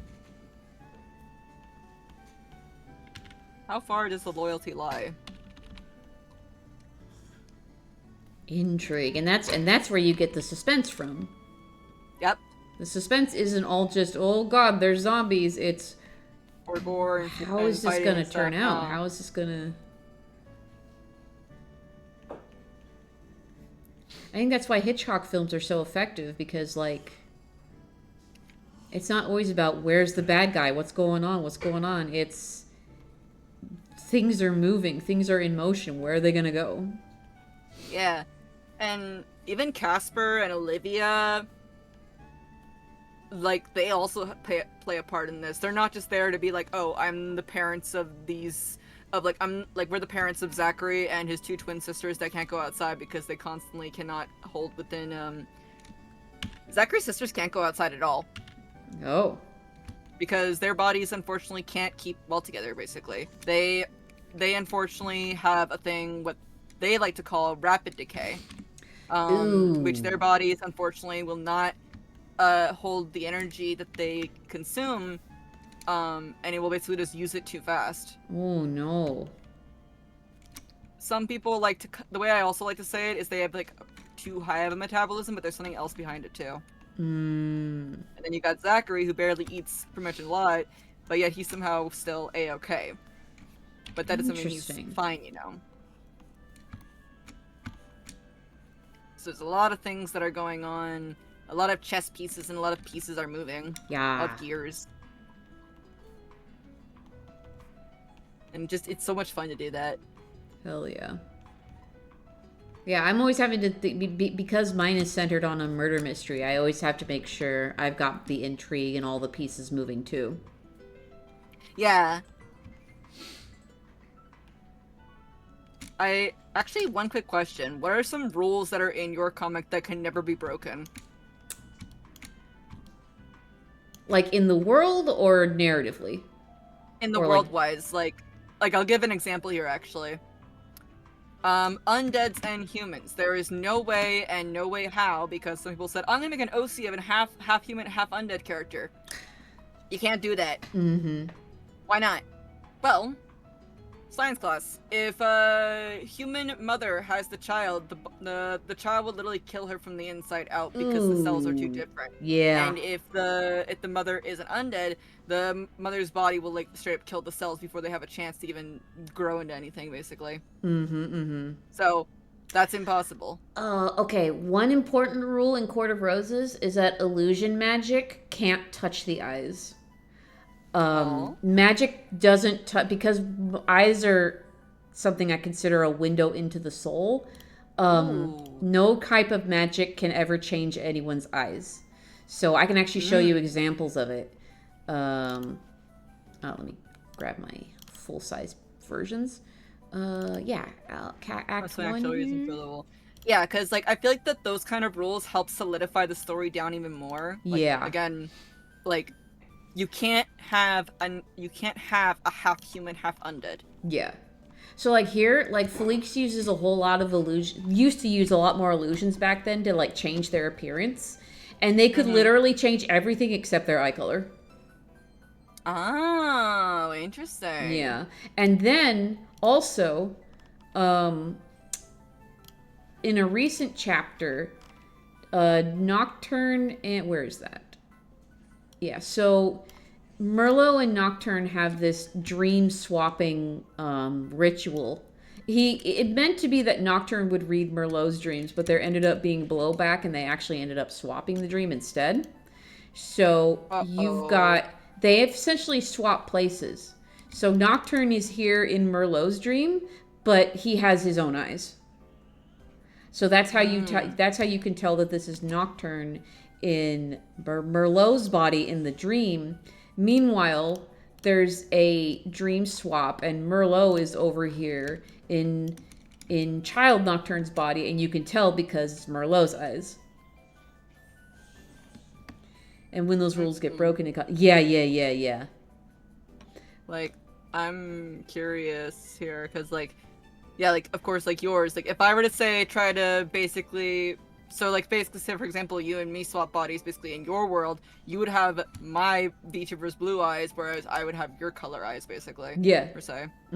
So, yeah, but, and also people were asking, saying, so what happens if an undead what happens if undead cells enter a human's body? It's basically like it's basically like an infection, pretty much. Because the undead cells, like people say, okay, well, haven't they gotten caught because their cells are so different? Because their cells look almost near identical to our bodies, actually. It's meant to be that way because like, you know how, like, in like your health and everything like that, your system, like, you have white blood cells and stuff like that? Yeah. And everything? Well, these cells, they mimic other cells, and that's how, you know, undeads can keep their appearance looking normal. Right. But if, and if they need to eat, you know, their body's going to attack those cells and mimic. Yeah. You know? So nudge infection of living human could be likened to carbon monoxide poisoning? Basically, one of the scenes that I do know is that if you get undead blood within your system, because that is possible if you are part of the cross org, that's why they wear long sleeves. Like, give me a sec. Let me get William. Get over here, boy. Get over here, you hacker. You crazy hack. Come here. Get over here. See here. Also, undead's blood, when they use their abilities, are black. That's why their scaleras turn black, basically. Because I've always liked the gold irises and black sclera combination. Oh yeah, no, we're looking at the guy who's got that. They are very, very cool, Bean. Let me see here. Where is William? William, where the heck are you? There you are. I need to update your ref. But yeah, so for William, basically, and a lot of the cross org, they also have these capes on too, because of finite capes are cool. But as you can see, he's covered up. He is very much covered up. And there's a reason for this, because if they get the undead's blood on them or something like that, or if they get injured and the blood gets in their system, they have two choices. One, they have to immediately get rushed out of there, or two, they have to take off the part of their body, basically, that has that. So if their arm gets it, then they're gonna have to get that arm under some medical attention, or probably just straight up take it off. Amputated, basically. yep. Yeah. Like, the other example I could give is if you guys have seen Iron Lung, quick question, can I say anything about spoilers wise, or no? I don't know. I don't know if I have interest in seeing it, because I just don't have time. But I don't know if anybody who either hasn't seen it or is interested. I think it's okay. I think it's been out long enough. Okay. Yeah, because I just want to make sure. Because, like, there's a thing in Iron Lung that actually also helped me to solidify the idea even further. The blood sea that the main character goes into, if you touch that water, basically it's like an infection on you. Right. It will literally go into your skin. Ugh. And the more that you have it soaked on you, well, the more infection problem is, yeah. Right. Yeah, so it's like that, basically. Ugh. Undead blood does look red, but it's a darker red. Mm-hmm. But when they use their abilities, it's black because it's burning the oxygen in the blood. So yeah. It's basically like that, basically. Right.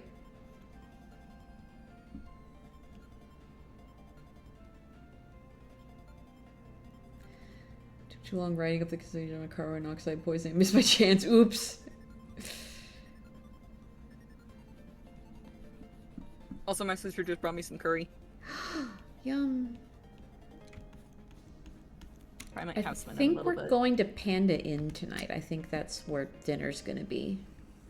Ooh, have fun. I'm excited. That's where we went for this person's birthday last year.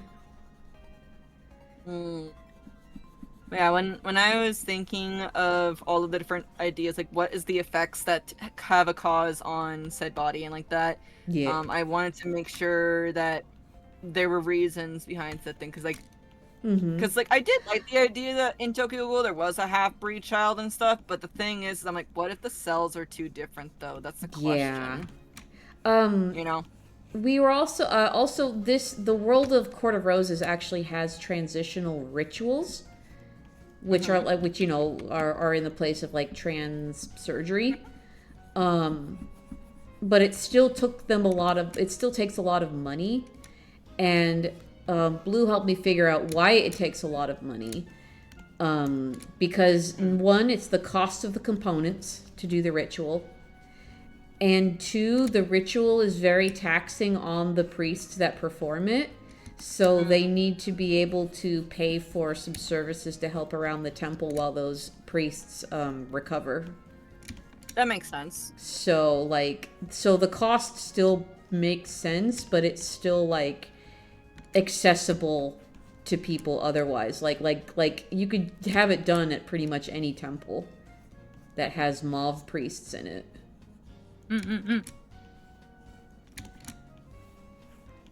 Have a good time in Utopia. Hell yeah. But yeah. And the thing is about the undeads is that they do, like, they just want to live a normal life, points at Zachary. Yeah.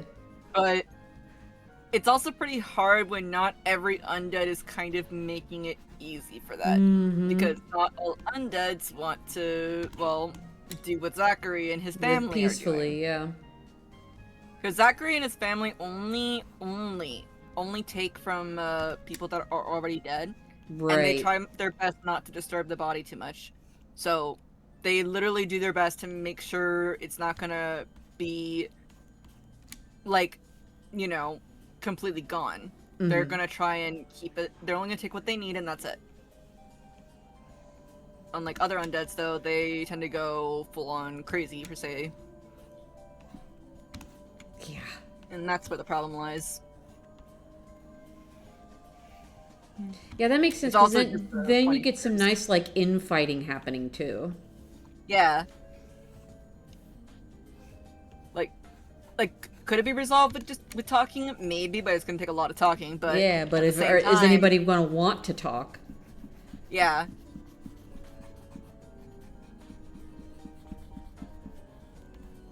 Or That's what I actually- think is the interesting part. That's the conflict that's happening right now here too, because he wants answers, but the demon spawn keeps running away, like he keeps running out of the dream, and he's like, no, you're gonna stay here and you're gonna tell me what I want to know, but he yells it instead and freaks the demon spawn out. So it's like, no, okay, and that's why earlier on, I think in the next page, Nocturne thinks back to something that Merlot said, like, you know, just be nice to them, okay? They look very friend-shaped. And Nocturne's like, okay, I gotta calm down. I think if also, maybe I could see it also as like, talk to them as if you were talking to me, like, you know, I can't answer you if you're yelling at me. Yeah. And Nocturne has yelled at Merlot one time before, and he felt so horrible afterward. Like there was immediate regret. Hold on, where's that page? It's too good. Where is that? There it is, yeah. Because Merlot's kind of prying about his reaction to a character who forgot him. And Floppy ears! yeah. Nocturne's ears are not as expressive as Merlot's, so when they're actually expressive, it means something. It's like, uh-oh, I done hecked up. Hecked up. They get past this, don't worry. Mm-hmm. Intense emotional indicator, TM. I think that everyone can kind of tell that the one thing that can tell Eric's emotion is the floof on his head. I am not joking. Like, boy gets surprised. Floof literally goes fluffed out everywhere, like, ah! Very Ghibli, yeah. Yeah, I loved that, honestly, and I kind of took that a little bit when I was watching Spirited Away for the first time, I bet.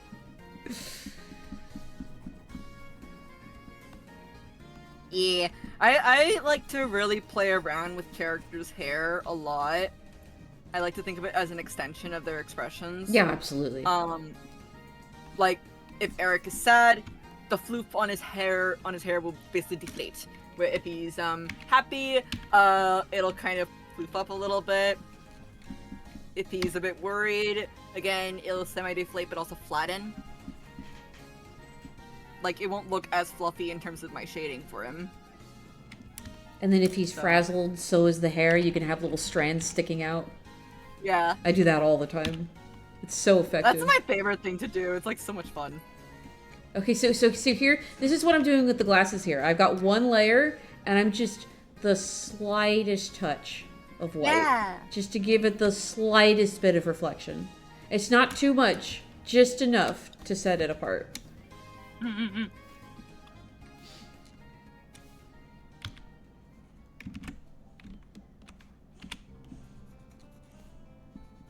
See here. He's mad. My guy, if you had big ears, it'd be going up and swiveling at every little That's Merlot. He wears his heart on his sleeve. You can always tell what he's feeling. And Eric is kind of like a golden retriever boy, but he also is like German Shepherd energy as well. Protect. And he will attack. But can he actually fight back against Maria? Probably not. He probably would lose faster. And in contrast to like having a character with a subdued expression normally going all out is when you have a character who normally goes all out with their expressions and then you start giving them the subtle ones and you're like, whoa, okay. And that's how I feel when I do that with Felix, where they start to kind of get a little subdued. Oh, what's ooh, I got an example of that. Where? No, previous chapter. Yeah, when they're talking. When it kind of starts getting revealed that they're surrounded by... like, they're learning details about their group that they kind of... that are kind of, like, rocking their worldview a little bit. And so you start getting some, like, you expect them to freak out, but here they are having more, like, a more subdued anxiety attack. And you're like, okay, this is serious. This is actually really serious. Yeah. Because they're not freaking out and going over the top as usual. They're trying to hold it back. Like, I know that there are gonna be some scenes, because, like, Eric, again, he's, like, so expressive. Like, he does, like, you know, hugs, he wraps his arm around Zachary a lot, and he does that sometimes with Maria, or tries to, and then Maria tosses him. But he's very much a huggy kind of, you know, hold person character. Yeah. And, of course, his expressions tell a lot about him. He doesn't have the poker face, unfortunately. He doesn't have the poker face like how Zachary has, but then again, Zachary has his reasons for that, so. And it's always interesting to see characters when they adopt also other characters' traits too, eventually. Yes. Like, I just love that. It's just so fun to play with. Yeah, that's why Nocturne's ears start having a little fun, because he's just subconsciously picking it up from Merlot. Yeah! It's so good. I know that, like, one of the things that I picked up from my friend Hedgie, like, is that whenever people throw stuff at me, actually.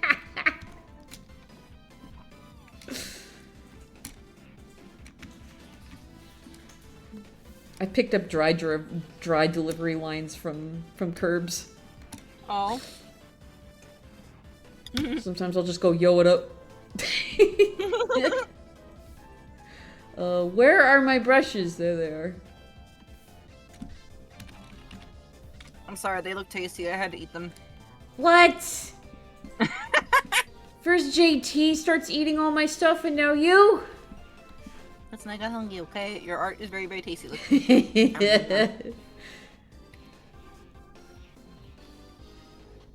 What a nice Also, way to Eric spin that. Oh my goodness. Yes, sorry. Eric looks so weird without his floof on his head. Like, look, he looks just so weird without it.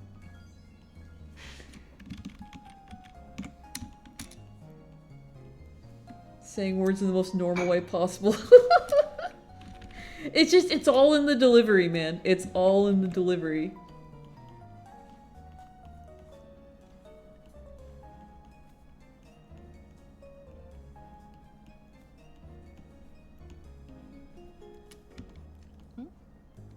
Oh, I go by, they, them, but well, come on in. Yeah, they, them. Yes. They, them, primary, he, him, secondary. I'm the opposite. I'm primary, he, him, they, them, secondary. You give very much he him energy, honestly. I'm so happy to hear that. You do. The pronouns are new for me. Like I'm very lucky. I have good family that are trying to adapt, but I'm also I haven't done this my whole life, and I'm 36 years old, and now suddenly it's he him, so it's just a relearning situation. Yeah. But they are all trying, and I'm very grateful for it. Mm-hmm.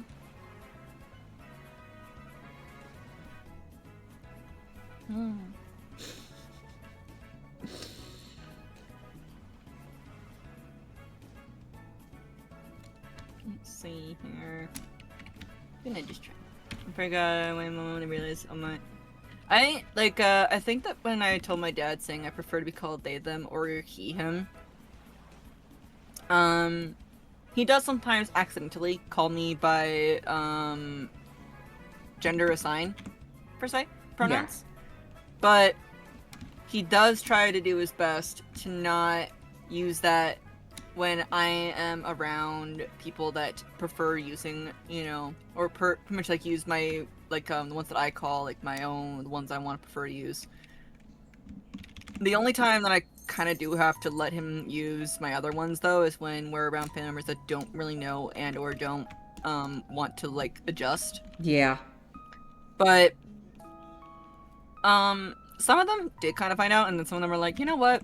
Yeah, you kind of seem more like that anyway, so let's use this for you now. And it's always so exciting whenever that happens, honestly. Yeah.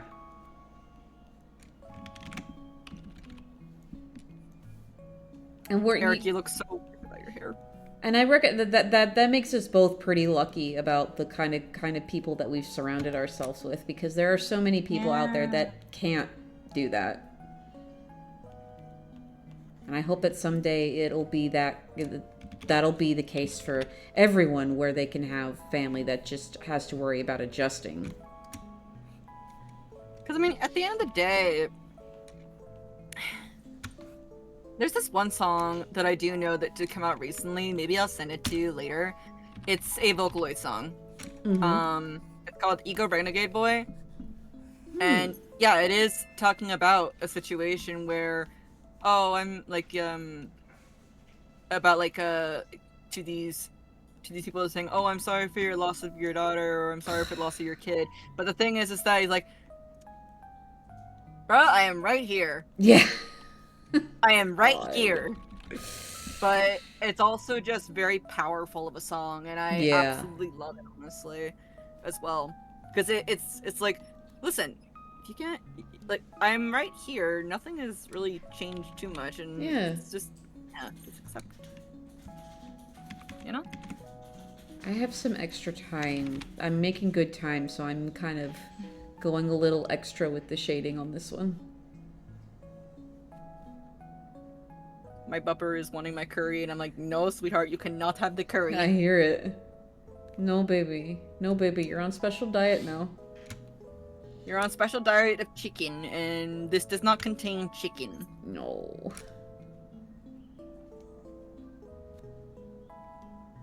She's gonna throw a temper tantrum. That's tough, Neb.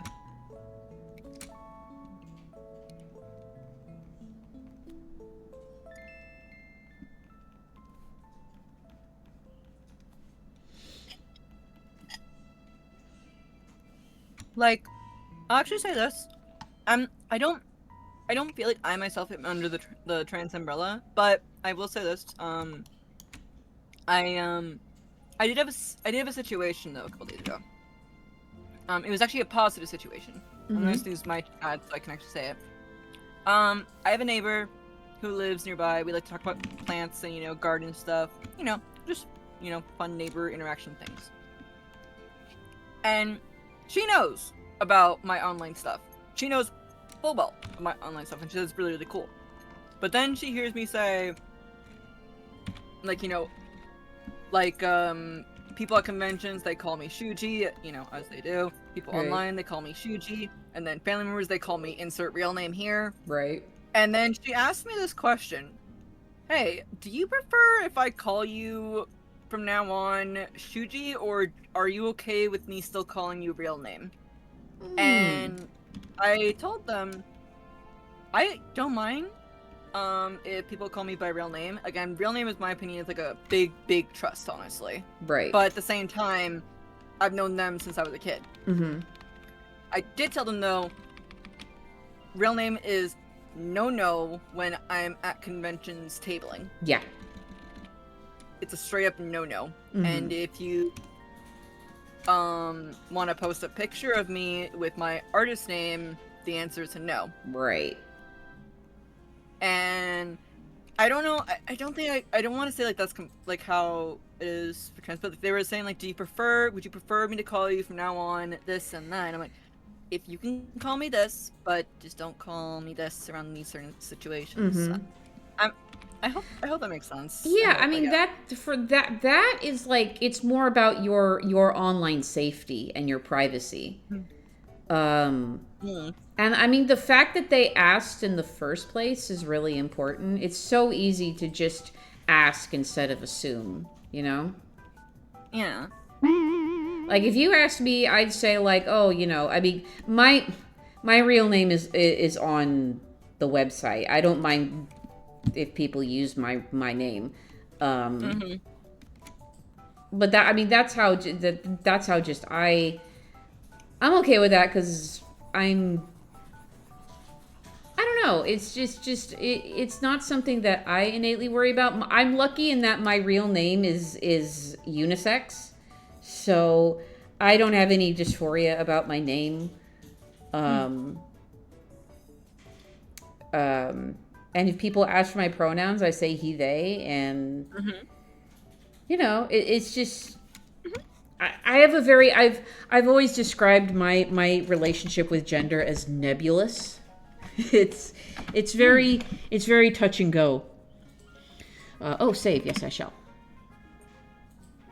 Like the reason why they asked me was not just because of online stuff, but because I could like to call this the mermaid effect. When I'm in the water, I feel more feminine. And that's where I'm like really just, that's like the only one time that's a free card that people can go, oh, Shuji, she looks like she's having fun, you know? Like that's like kind of like the one time free card per se. Right. Because like when I'm in the water, I feel more feminine per se. Okay. But when I'm on land, I do not want to be called at all she, her. Right. So that's why I'm like, I don't know if I can. That's why like I feel like it's in a weird bubble, but it's also at the same time it felt like, you know, they were asking, what do you prefer, the pronouns and everything. So as well. It feels like the way you're describing it sounds like your relationship with gender is also pretty fluid. And that is totally fine. Everyone's gender journey is different. And also just respect people and their gender as well. You know? Because at the end of the day, we're all just people. All people together. Now here's my question for you. What's your comic world's relationship with gender?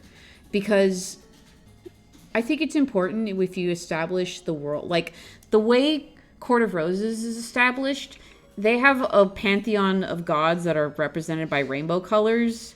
And like I didn't, when I was creating the world, I didn't see a world where there was any kind of prejudice towards different gender expressions or different sexualities. I just didn't see that being a thing. What about your comic world? So, for my comic, while yes, the cross org sounds like a religious concept, it's basically just again the organization's name. I will say the gender. I'm trying to word this the best I can because I don't want to say it like I mean. Like, it's not like the most dominant thing in the story, but there is some hints of certain things, other people's gender and or what they lean towards as they are. Like Zachary, I'm gonna just say it straight. He arrow ace. The boy is arrow ace. That is it. There is no romance, and so if anyone says, "Oh, he's gonna be in a romance with so and so," I'm like, yeah, that ain't happening. Yeah. The boy is arrow ace. Arrow ace rep. Arrow ace rep. I can't say for certain, but I have been told a lot that people see Eric as, I think that they said, I have my notebook right here, let me get it really quick. Hang on. Where is it? Oh yeah, okay. They see Eric as bi. Maria is Arrow Ace. And that's as so far as I've got. Mhm. As for, like, people having to, like, if, say, a character transition and stuff, I don't think that there is any negativity towards characters or to people, if they are wanting to say, no, I'm actually this gender, or I want to transition to this gender, or I identify as this. In my world, it's more geared on to the species specifically, because the conflicts that go on. Yeah.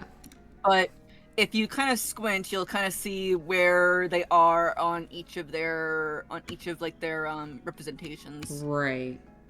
I feel like this is wrong. I'm looking at the anatomy of my panel and I'm thinking that this pigtail is wrong. Let's see what I can do about that. I get what you mean though. Like the focus is more on The species. the species rather than the sexuality, which makes sense. Mm-hmm. Like I have tried a few times to make it be that so yeah, there are hints of it between the two characters. Like, I have actually made a small little fun idea ship, because Chad has also convinced me as well too with it that Eric might have a bit of a feeling towards Zachary, but of course, where I say he has a feeling of loyalty, it could also be a feeling of affection, but not towards like, romantic per se. Right. So, and also I'm still trying my best to learn all this stuff too, because I feel like I'm still new to it, even so. I feel like I'm still very new, and sometimes I do fumble a little bit. That's fair. Like QPR? Question mark? Queer platonic relationship. Yeah. Apologies. With acronyms, I don't know. I don't know, unfortunately. So yeah. Yeah. Basically, like, they have like a level of respect for the character, And while it could come off as affection, possible romance, but not every single ship that is geared towards my characters is romance. Yeah. It can also just be friendship and or brotherly or familial or found or so forth. Yeah. I think it's really important to explore different types of relationships. And QPR is pretty new. I'm actually we have QPR involved in the polycule that I am in real life. And we're also pretty nebulous about how we define it too. But I feel like there's with QPR, I feel like there's like a level of commitment that doesn't come with like typical friendships. There's just not a romantic commitment. You know what I mean? Like, we talk every single day. Like, to the point where I was jokingly invisible on April Fool's Day for a thing, and that person got concerned, and because they couldn't see me, and I was like, oh no, I was still here. But yeah, relationship you said is it right there, Kirby. It's just a way to describe the bond between exactly, and there's different types of relationships, and they all matter. They all matter. And people think that romance is the most important, and that's not necessarily the case. Like, when I was writing Zachary and everything, Zachary doesn't really have interest in... I mean, he sees how tough it is with his family, because his family has to literally be in all the time with not showing their true self. Yeah. Like, the reason also why he numbs his emotions as much as he does, instead of like going like, oh my gosh, like laughing at everything, It's because that could actually set off his actual eyes. Oh. So the reason why he does that is not just because like, oh, depressed boy, oh, it's more like he has to numb a lot because if there's like a chance that it could happen. It's not 100%, it's a chance. Mm-hmm. So he's kind of trained himself so that doesn't happen. Yeah.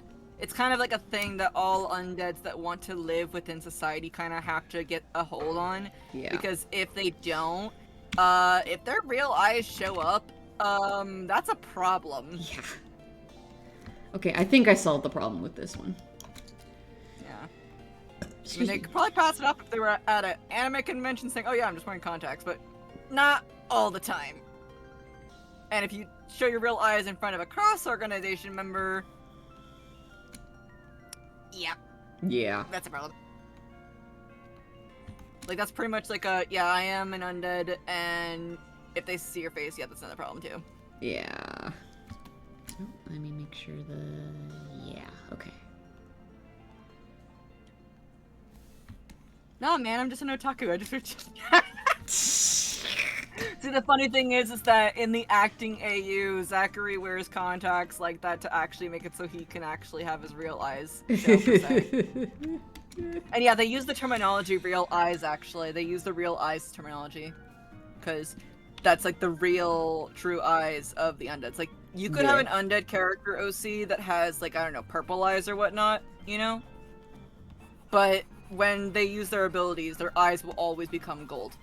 Mm-hmm. Oh, he's the wrong color. Ah. So, like, if Eric was an undead, he's not, by the way. If he used like the real eyes thing, his eyes would go from green to gold.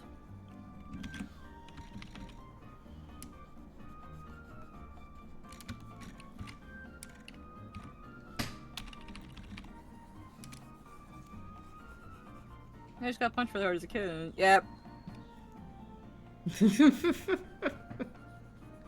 And also the reason why the sclera is turned black is because there's a ton of tiny little blood vessels in your eyes. So when they are using their abilities, their blood is literally burning up the oxygen and or things attached to it. So that's why it turns darker. Because when you have oxygen in your blood is more bright red. But if you have no oxygen on your blood is dark. Yep. It's blue when it's in the veins, right? I think, I mean, I look at my veins and look gray. Mm-hmm. Oh wait, yeah, I'm blue colorblind. From hemoglobin, yeah. Yeah. It's very gray-blue, but yeah, like before it touches oxygen, the blood is actually blue. Your veins do appear blue, but your blood is not actually blue. Oh. Had a friend who had a large freckle right next to your pupil in the eyeball. Ooh. I did learn recently that people and creatures with albinoism don't actually have red eyes. They just have they don't have pigment in their eyes. So the red that you're seeing is the inside of their eyeballs. Yep.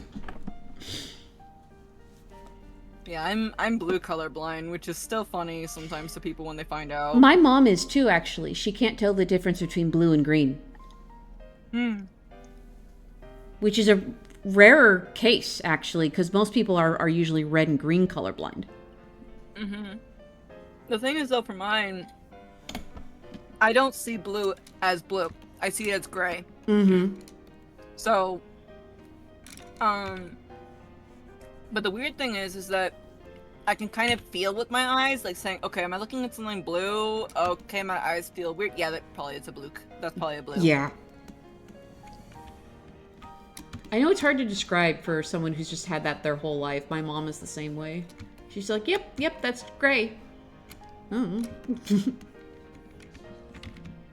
I think the funniest time that the blue color blindness thing came into stream was that, when I was doing a part in Hollow Knight, and there's this part where you have to get so many, I think it's called like blue masks, I think it was. And when you do, my mod Onyx asked me saying, okay, Shuji, How many blue lights do you see? Oh no. Onyx, I can't see. All I see is white. How many lights are we missing? Oh no. Ripperoni and Oh, cheese. Same way as trying to explain what the color green looks like. Everyone will struggle to. Mm-hmm. Yeah. Colors are hard to describe in general. Like, the weird thing is for me is that I used to be able to see blue, but during midpoint in college before I left it, I think it was like my second or third year, I started having trouble seeing blue. So I started drawing all of my sketches for my illustration classes with a pink pen, with a pencil. How interesting. Because that's why, like, when so for my sketches right here, these ones right here, Mm-hmm. they're gray right now, right? And they are gray. I know they are gray. But the thing is that if I do this, they become pink. Right. And that's easier for me to see. Mm-hmm. Mm-hmm. And my teacher was like, why are you using a pink pencil? That's not gonna scan well. Me.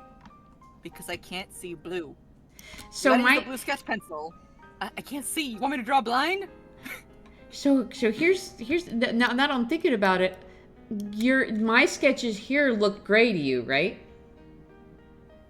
I thought they were gray originally. They are. Well, no, I use blue lead. I use blue mechanical lead. Ah! Yeah. Okay, not gonna lie. I thought that maybe it was gray, but I also thought, could it be? Because I had an itch in my eye, if that makes sense to it. Yeah. No, I feel. Yeah. No, I use mechanical blue lead.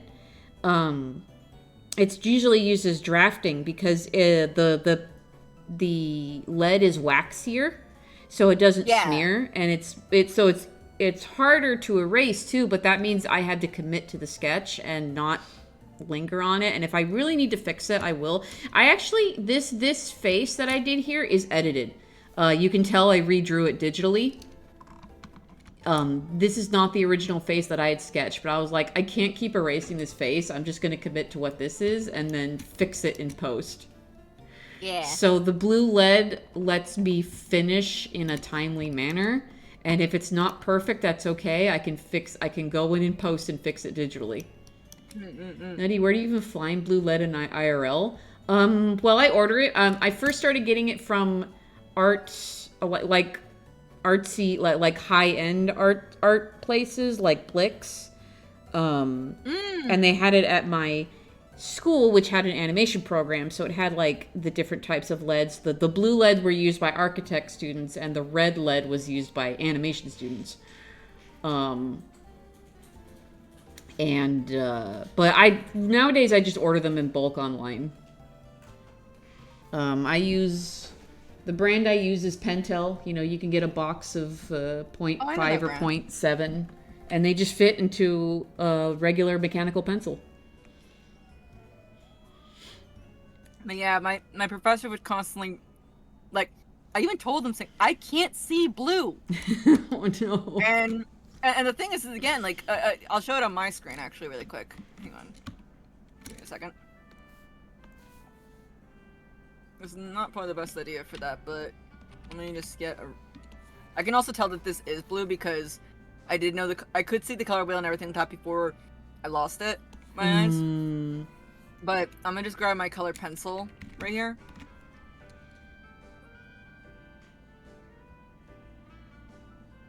Okay? So, all of this, you guys see that. If my eyes are semi-reading it, it's kind of like a darker sky blue. Yes. I think. Yes. But, the way that I see it... Popper! What do you want? You want curry? You can't have curry. I'm sorry, sweetheart. The rules. No curry for Popper. It's not good for your tum-tum. This is what I see. Right. That makes sense. Yep. Yeah, exactly, Neb. It doesn't smudge as badly as graphite. Yeah. So, when I was drawing in class, and I told my professor over and over again, I can't see my sketch. How do you expect me to color it? Oh, no. They're like, can you kind... And I explained to him, like, I can feel the color a little bit in my eyes, like, with the... Because, like, that's why I was, like, wondering, like, why does your sketches feel itchy to my eyes? Wow. I'm pretty sure that he might be using blue. Just taking a wild guess out here.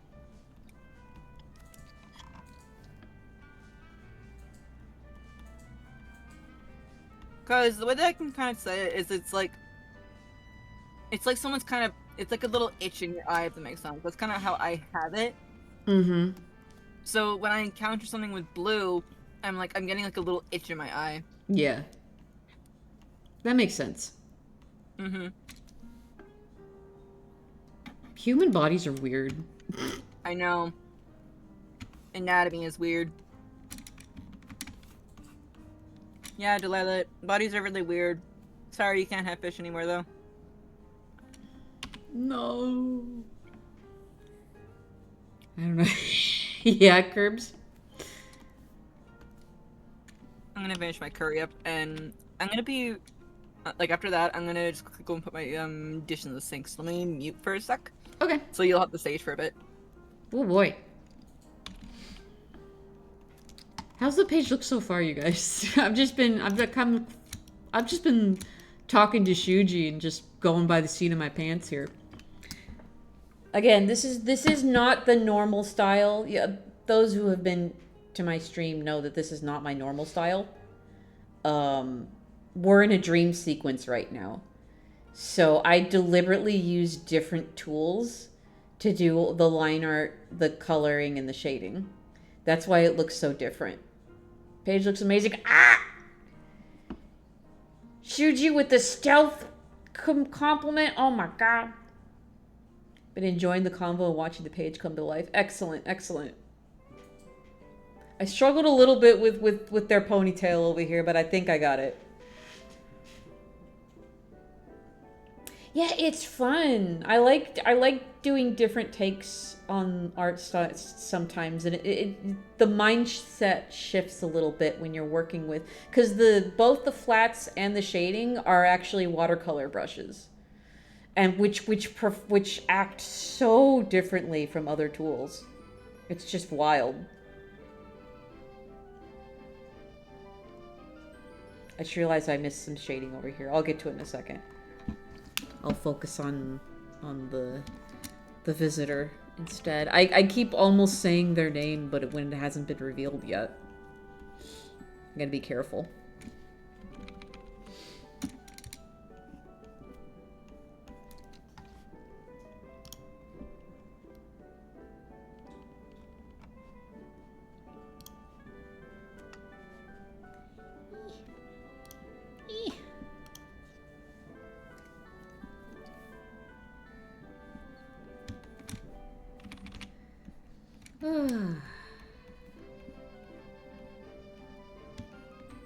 Oh man, it's 4:30. Okay.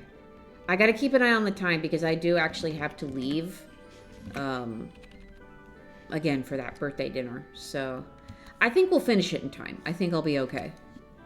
Especially since these two down here are so low detail. And I don't think I'm gonna put a background behind it. I think I'm just gonna let them float in space. I think that'll be a little more effective. Because you can tell, so the beginning of this dream is him in front of his childhood home that he mentioned earlier. And that's where he finds the dreamer inside the childhood home. So that's where we're at right now. Sort of thing like this and with Johnny's pieces and make me want to ask you for stuff like that with art styles playing around, but there's only so much I can ask and think of. I mean, you have a Patreon sketch, Curbs. You know me. I can be flexible. Hello. Welcome back. Okay. Yeah. I also had to get my water refill too, because I'm like, my water bottle feels a bit lighter. That explains it. I also thought about doing Patreon, but I don't know. Like, I've had some ups and downs with it sometimes. I've been very touch and go with it too. Right now I just put early access pages on it. But people have been using it to support me on a monthly basis, so we'll figure something out. I'll hit you up after stream. Okay. When are you looking to leave? The latest I can go is 5:45, so like in an hour and 20 minutes. Maybe one day I'll try to figure out how if I can start. I want to eventually do a thing where I can start my streams at 12 at some point. But the thing is that I do admin work at 12 a bit, and then I do a little bit of stream prep at 1. Right. And then my old schedule was like, okay, then I take a break, and then I then go into stream at 3 o'clock, and then bada bing. But I'm moving my time up, so I'm having to adjust my schedule for that stuff. Right. Yeah, I usually start at noon myself. I just think because I have a number of viewers in other parts of the world, and it seems to be the easiest time for them to join. Although we've had some confusion lately because of daylight savings, but oh yeah. Because it turns out I didn't know this. I didn't know Europe started it at a different time, like a different day than the rest of us. In the US, I mean, I had no idea. I've thought about doing streams for like European times, but I'm such a night owl, honestly. Yeah, that's fair. I mean, it works. I mean, I am part elf and owl. Yeah, exactly. It passed for both of us, so like, but there was like a couple of weeks where we were all off. So that inspired me to finally use that time converter tool in Discord. I use Seshify. That's what I use.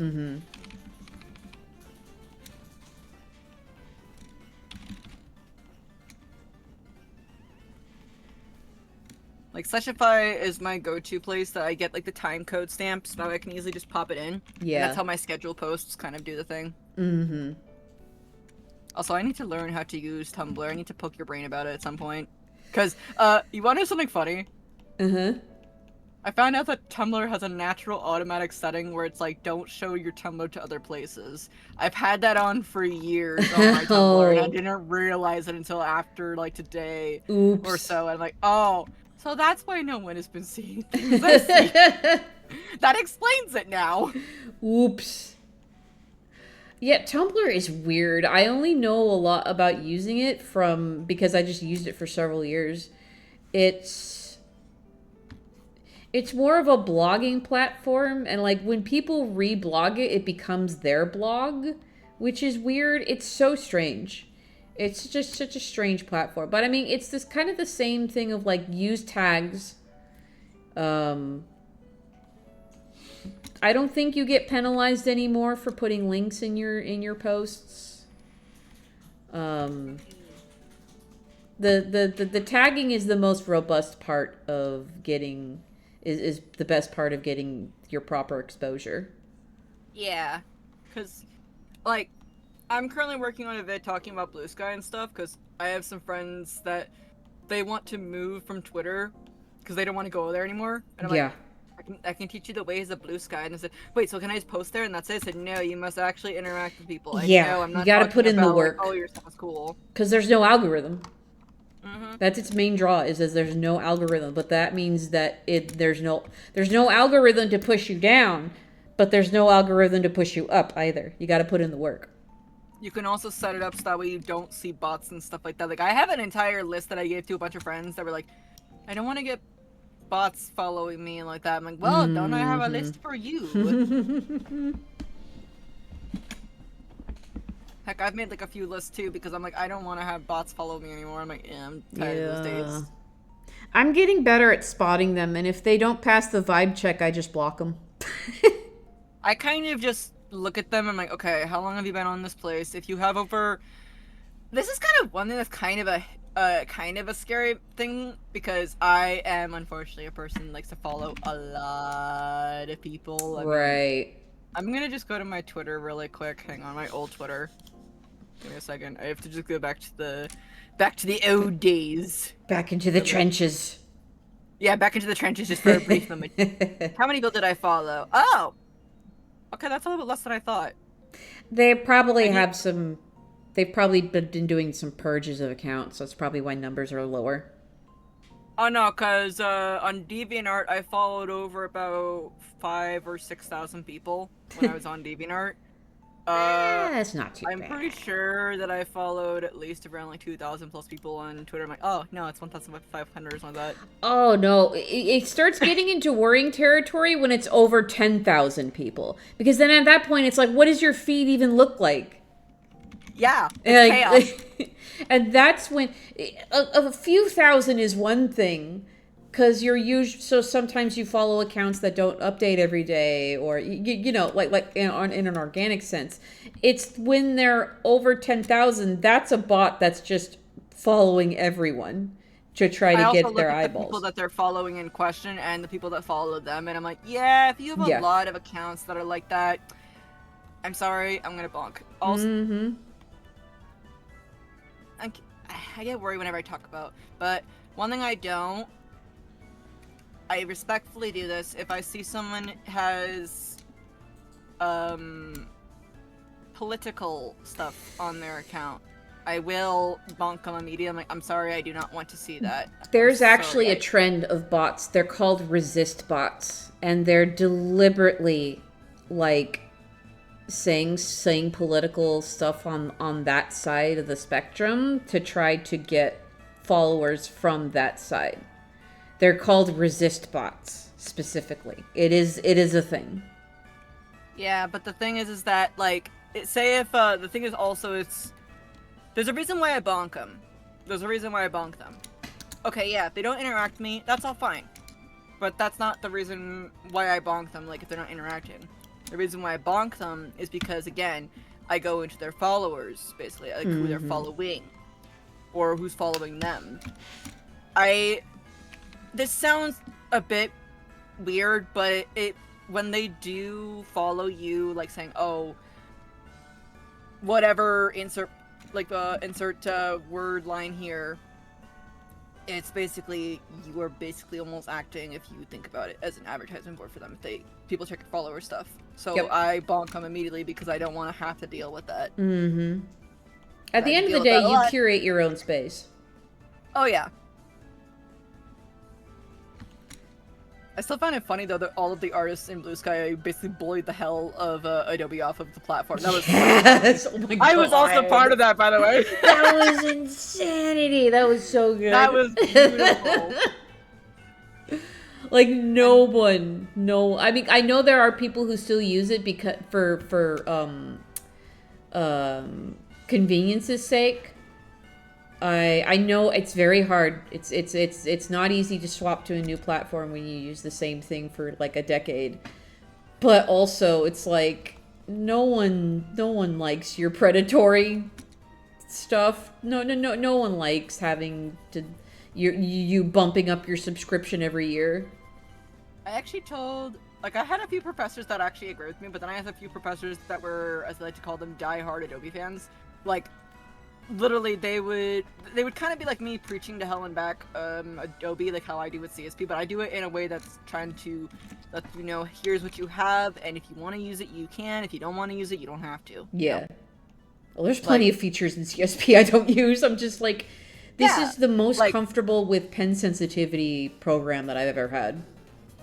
Oh yeah. It's so responsive. I don't mind, like, a lot of Adobe products and stuff like that, I'm A-okay with them, per se. Like, I like, actually, Adobe Illustrator. I actually liked it. It was a lot of fun to use. I don't like Photoshop. I'm sorry. Its pen sensitivity is just not there. Oh, God, yeah. I like using After Effects. I like that. That was, like my video editing experience. I also liked using, and yes, I'm gonna say it, Flash. Oh, me too. No, Flash my senior film was done in Flash.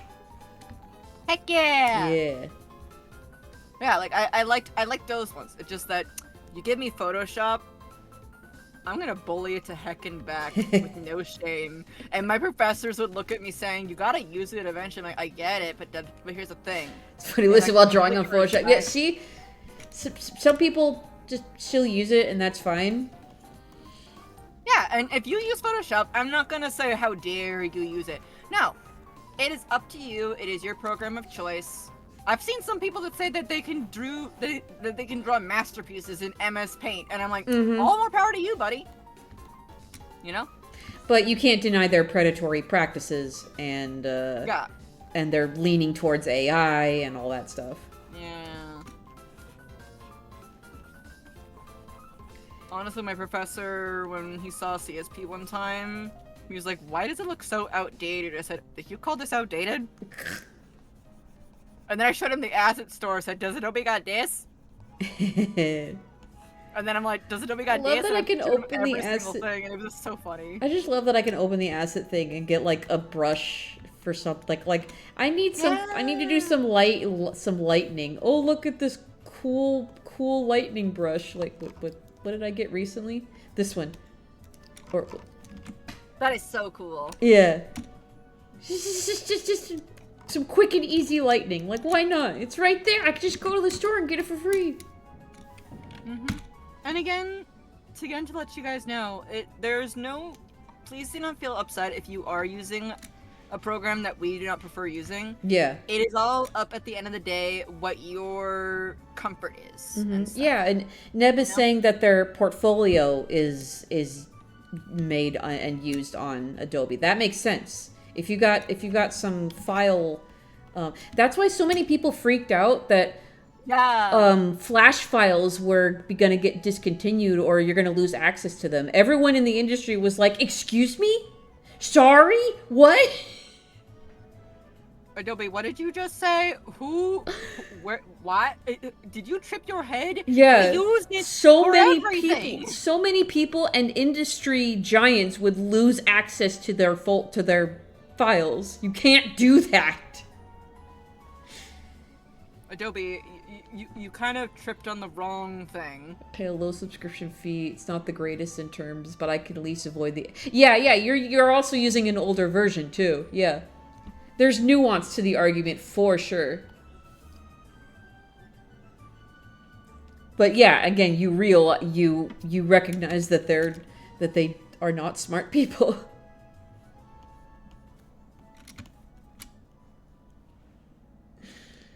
Yeah, they kind of done messed up. They big messed up. I think yeah, at the they end of rolled the back day- the flash file thing. I think they did They because did. the backlash was so bad. They rolled it back so fast, and actually one thing. There's a reason why I like CSP, because when CSP once upon a time was thinking, keyword was thinking, we're gonna add in AI to make it so you guys can add patterns and stuff.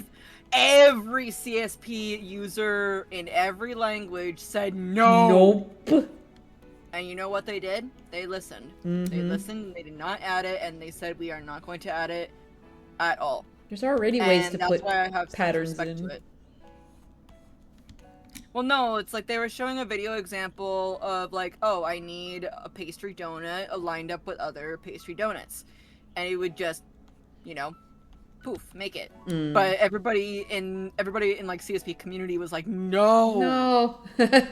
And CSP heard it loud and clear, and they did not add it. And I'm like, thank gosh. Yeah. That's why I have such respect for CSP. Out of way when Photoshop crashes and burn. Okay, so you've got it in the so you've got the chance to learn it eventually, but you still have the familiar program to fall back on. That's fair too. Yeah. There is also a thing too that you can use PSD brushes in CSP actually. Yes.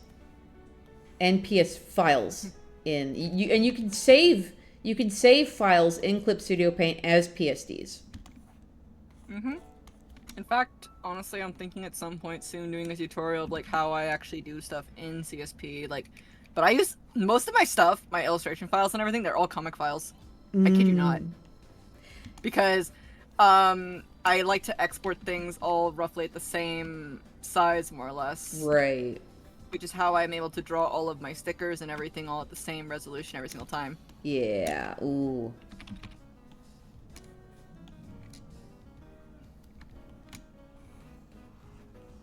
I said I'm gonna get liner done today. Also me. No, I'm gonna just get sketch work done. Well, you did line art earlier. Huh? I'm kind of worried I'm not gonna be able to get the comic done in time for the late May, early June release. I'm Aw. hoping I can though. If you can, great. If not, it is what it is. True. You can only do so much. Yeah. I was bummed because I don't think I made New Year's resolutions last year, and I don't think I meant a single one of them. Oh no. Yeah, but you know, I mean, it is what it is. The life got hectic. Like, life kind of didn't slow down in terms of like me being in the streaming space and everything. It is Yeah, what it the is. streaming space is wild, honestly. In your defense, it was 2025. True. I mean, the streaming space itself is wild. Like, I'm gonna say it straight. Like, I've had some family members saying, "Oh, it's so easy for you to you just do streaming." Said, "Excuse me? No, it's not, because I have to plan with collaborators. I have to plan stuff with, say, if I do any sponsorships and stuff. Which most of the time my sponsors would just like park to the side, my CSP and like that, you know. Yeah. But I'm like, no, you are basically being the manager, the showrunner, the everything, and Yep. then that's just counting stuff that's like the streaming part is the easy part.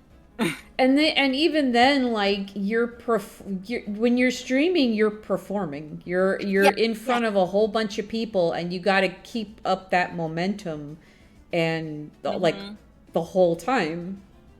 And like, granted, you don't have to go crazy banana pants. Everybody has their audience. Some people stream without mic. Some people stream art without mic, and they just hang out with music. Like, everyone has different vibes.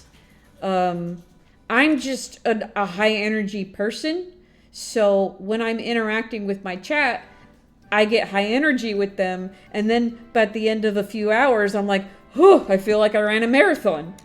Like... Yeah, that's definitely how I felt when I first started streaming. Like, when I first started streaming, the amount that I could only go out max hours wise was probably only like 2 hours, probably if I was really good and lucky.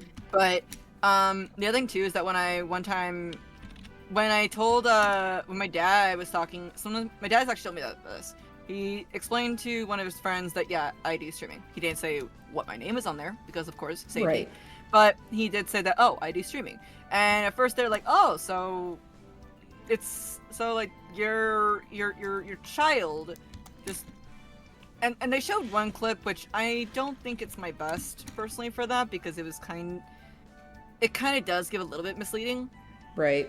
Even though the entire action of the entire thing was very wholesome and I'm very grateful to the bean. I got a big donation during a Skyward Sword stream and I remember that my dad told me saying that they were like, dang, they just play video games and they get donations, and I'm like, that's not exactly how it works, but kind of sort of. But at the same time, they're like, so they just play a video game and that's it. And then when I met up with them, I said, so what do you think my job is? And they said, it looks like it's pretty easy. My son could do it. I'm like, okay, try planning things months in advance, and also try talking to chat or talking to a dead chat. Yep. And also being a-okay if no chat happens. By the way, guys, there's nothing against anyone here. It's just again saying it straight because it can actually get to the person. Yeah. And yeah. I always have moments where like I see the chat stop because everything is like kind of winding down a little bit, and I'm like, is there something going on with me? And it's like, no, this is the nature of chat. It's okay.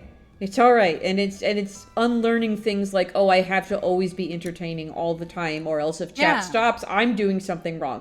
No, it's just the nature of things. It's okay. Yeah.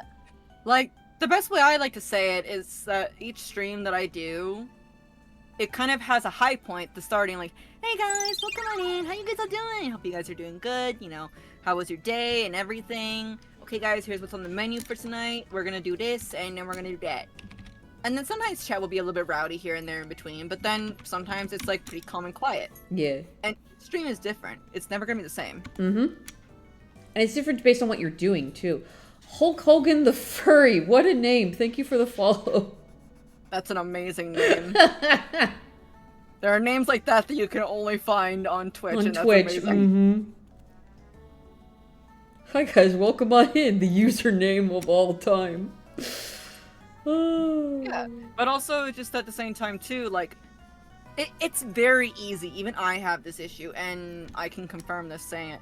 People say, because of my follower count, like saying, oh man, you're a big streamer shoot. I'm like, no, I am still tiny. And I'm okay with that. And then one person said, you probably have a chat that talks nonstop. I said, no. They like to be quiet sometimes. Yeah, they like to I'm a lurk, or they're co-working co-working. They're working on things while we're working on things, like, you know? Yeah. Like, there'll be sometimes some streams where there'll be no chatter whatsoever, and that is a-okay. Yeah, Neb, me too. Sometimes you get people like that who come in and I had somebody whose username was literally 6'7", and I'm like, okay, I see what you're trying to do here. I see exactly what you're trying to do here. Yeah, there's then like and then like there's funny shenanigans like that happens. Yeah. And stuff, so it's always it's a wild place, honestly. You got to think on your feet. You got to improvise. There's so much that goes into streaming. Mm-hmm. All right, have a good one, Danny. And it's just, I also tell a lot of people when they start stream, don't isolate. Yes. Like, I would not have met you, Nutty, if I didn't pop in on... Like, I think I found you. I want to say I think I found you through Blue Sky, actually. Really? I think. I think so. Unless you want to unless if, like, you want to tell me, because I have bad memory, so... The first time I met you was when you attacked me on Art Fight. Oh, yeah! Yeah. And then I attacked you back. And... I think we found each other that way, and then we followed each other on Twitch from there. I want to say that was what it was, but I remember my first interaction with you is when you drew my PNG tuber. Yeah, you're right. Okay. Mm-hmm. Yeah, because I did. Okay, actually, now I remember no better. Yeah, I found you, and then I found that you had a Blue Sky, and then I posted on Art Fight and then on Blue Sky. So I'm like, wait a minute. Okay. Mm-hmm, yeah. Mm-hmm. And then I was like, honestly, they're on Twitch too. Ooh, ooh, ooh. And what I like about Art Fight is I always raid into people who are also using the Art Fight tag for their Twitch streams, and I inevitably meet new artists during Art Fight because of that. And that's perfectly fine, Neb. Honestly, like, when I first started doing streaming, I did a lot of, like, streams where I just had friends on call with me, friends that I did trust that would basically, you know, follow my comfort rules and stuff on stream. Mm-hmm. So I'm like, okay, guys, we're gonna be hanging out, but this is not like, you know, those private Discord calls where we can just say whatever the hell we want. This is my space, and we keep it nice and calm and chill. And on the occasion, if you swear, it's only for emphasis. That's it. Nothing like every single 5 seconds. You know? Yeah. Because I'm not a person that likes to swear. I only swear when I really have to give emphasis on something. That's about it. I have a sailor's mouth, but I hope it's okay. You're good. Honestly, I haven't really heard much of it, so I'm good. Not today. I just like it happens more. It happens more when I'm gaming or if I'm ranting about something. Oh, don't worry. I'm the same way too. I will curse up a storm if I'm gaming. Although I will go like, well, frick, flip, biscuit sticks, and then my chat's like, just curse already. I'm like, no, it's funny. I'll just go into goblin speak. I'll just go. Honestly, that's the best way to do it. Honestly, I've got clips of that happening in real time. Just. We'll have IR reference. Yeah, like the thing is about that's another thing too. There are some people actually. There's one person. There's a few friends I've actually had to tell them straight up, no, I can't bring you on my stream. We're good pals. We're best friends in real life. Mm-hmm. I am sorry. You use my online name a lot. That's respectful, and I don't think you're going to use my real name. But I'm sorry, no. Yeah, I'm extremely selective about who I let into yeah. voice calls when I'm on stream. Yeah, it's like they gotta pass the vibe check, and also it's just that I don't like saying it because like this is a way that I did hear from other person. Like sometimes sometimes the way that they are doesn't match the vibe, and also the entertaining thing of the stream too. Because like for me, my streams are very chill. We like to talk about comics and talk about art, like how we're doing right now. Yep. You know, but also it's best to basically like make sure the vibe is the right one. Like I give co-worky vibes a lot, I've heard. So I tend to pick people that are pretty chill within my area. if I'm gonna do a really hyper stream, it's usually gaming and Yep. gaming only. Like, say if I do which won't happen, of course, but like a Fortnite stream, you know, then. But if I do like say a Monster Hunter stream, I'm gonna find people that I know that play Monster Hunter and that are very funny in Monster Hunter and stuff. So Yeah. God, I haven't played Wild since the freaking. So Blossom Nutty, Festival. can you pass me your Steam friend code? Oh, yeah. I want to play more Monster Hunter. I need more Monster Hunter pals, please. Oh no. Yeah. Well, what's my? I'm just gonna. No, I'll message you right now. I'll put it in the chat. You can DM it to me if you'd like. It's okay. I mean, people have seen my stream name, but I'm not gonna dump it in chat because you don't know what bots are looking for it. Yeah, don't do that. Don't do that. I saw one time one streamer, what's her name again? She's always bullied by Sayu with tech support stuff. Well, yeah, Lian Lee. Lian Lee basically put accidentally her stream friend code, on stream, and everyone was like just friending her in her Steam. No. She got it reset though, thankfully, but still. You've gone by my first name. Pick. Yeah, I've always known you as Neb. But yeah, the other reason too is that there are some friends that I don't bring on stream because I know sometimes we get into topics that can be pretty deep. When they when they tend to overshare, yeah. Yeah. Mm-hmm. That's just not good stream VC etiquette overall. Mm-hmm. Yeah, I'm trying to find the friend thingy. Friend and a friend. Hang on, I'm gonna drop my friend code in the VC really quick because I need to put friend code in order to make it work. Oh. So, yeah. Okay, hang on. Yeah. Here's mine. Oh, Here's okay. mine. They do it differently from what I'm used to. It's okay. Okay. All right. Yeah, there's mine. There we go. There we go. I sent you an invite. Okay. I got an invite from the really cool Nutty. Whoa! But yeah, like that's also why like it sucks because I do sometimes think that it'd be fun to have them on, but it's at the same time it's like I can't because you know. No.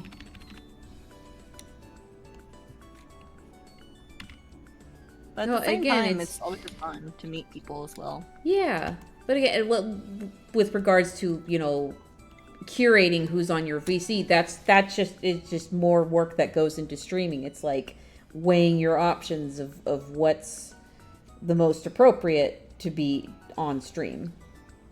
Mm-hmm.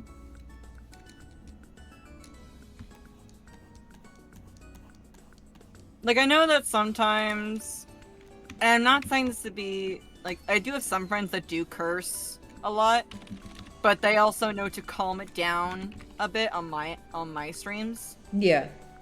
So if they're on my stream, they know that they can only use it only for emphasis, and only emphasis.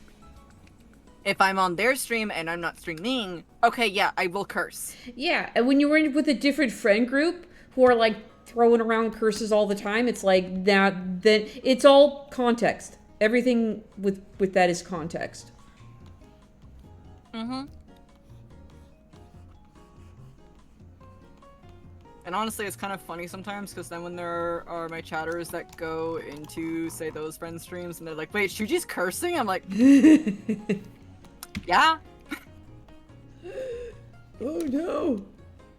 And then there's the fun times when I don't curse. I just use like biscuit sticks or frick, you know, that kind of stuff. They're saying, Shuji, just curse, you're on my stream. I'm like, nah, it's funny this way. Sometimes you get a bigger thing out of that. Like if you're really angry and you just shout like, you freaking goobers! It's just it hits different. It hits different when you do that. Yeah.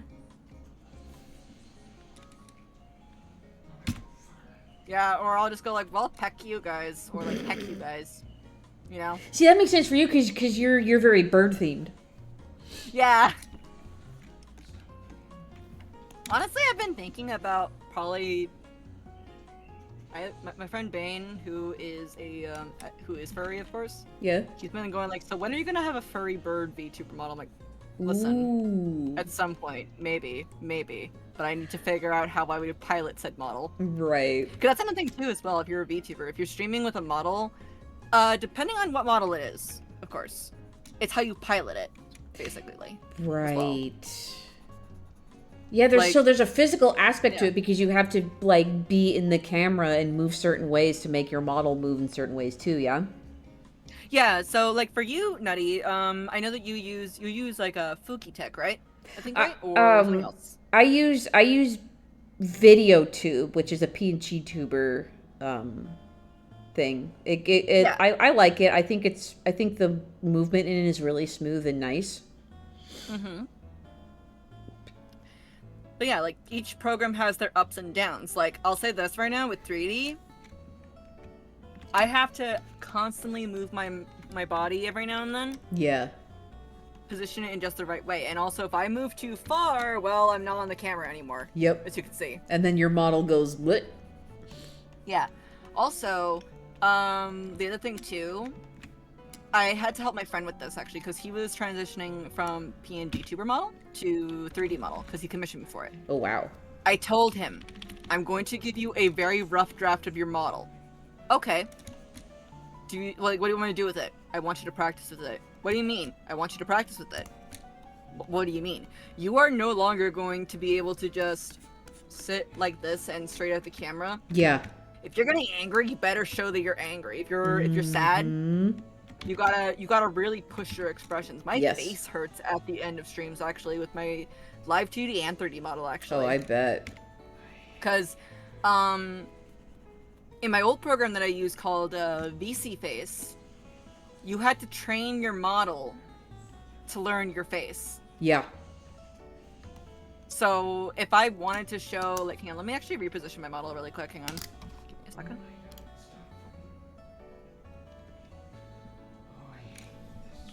So like, I'm trying right now to do like an angry expression. Mm-hmm. But because since my face is in shadow, it looks like I'm sad. Yeah. The eyebrows are turning up. Yeah. And if I have my mouth open, it doesn't catch it on this program though. My eyebrows go up. Whereas if I'm smiling really happy, then, you know, eyes are closed. But I can still kind of mix them together a little bit. But like angry expression, let me just pull up the toggle for that actually. Yeah. See? I have to, this kind of looks a little bit too stiff though because I'm not using any emotes added together with it. Right. It's a toggle instead of a face reaction. Yeah. And when I actually do use a toggle like that, like hang on. So I do this. I'm gonna zoom in. It's very stiff. It doesn't really feel natural. Yeah, I see it. But then when I turn it off, I'm not smiling at all, as you can see. Mm-hmm. Because it goes into the default position. Yeah. So I have to then hit neutral so I can actually just smile normally. Granted, this is with the Vignon though, but other programs, they do it differently. So that's why when I tell people when they get models, like 3D, 2D, live 2D, it doesn't matter what model it is, if you learn how to pilot your model, even a PNG tuber model can actually be really, really powerful. Yeah. You know? Yeah, like right now, like I would like to try 2D, live 2D models eventually, but like my PNG tubers have been perfectly fine. I think with the animations I've given them, they're as bouncy and reactive as you know. I definitely prefer them to my face cam. I can tell you that much for free. Oh yeah. I don't mind doing face cam on occasion. I want to do it when I do Hi-Fi Rush so that I'm always bopping to the beat. Because I don't know if I can... I don't think I can program a PNG tuber to do that. But... You could probably, but with using Sammy. But that's a lot of another thing, of course. At some point I should poke your brain about Sammy, but... I would have to start rethinking the format of my stream overall. Yeah, because, and I'm going to just share my screen really, really quick on my end. and you're gonna see how many. Actually, I think you've seen how many layers my entire stream setup has. Yeah, the Sammy layout. It's well, not my Sammy layout, but my OBS, because my stream on an OBS can't run without Sammy, and OBS can't run, and Sammy can't run without OBS. They are literally connected to each other. Like, if I have OBS off, Sammy doesn't work. It doesn't work at all. So whenever I'm adjusting things in Venion into Sammy, I have to have OBS open. Right. It's funny, honestly. I think that's how I've had my capture card wired. It feels like it wasn't like my screen. Recently, when I plugged in my Switch, my computer just wasn't reading that it was being used, so it wasn't even projecting on the screen until I opened OBS, and I'm like, oh, there it is. I was about to freak out.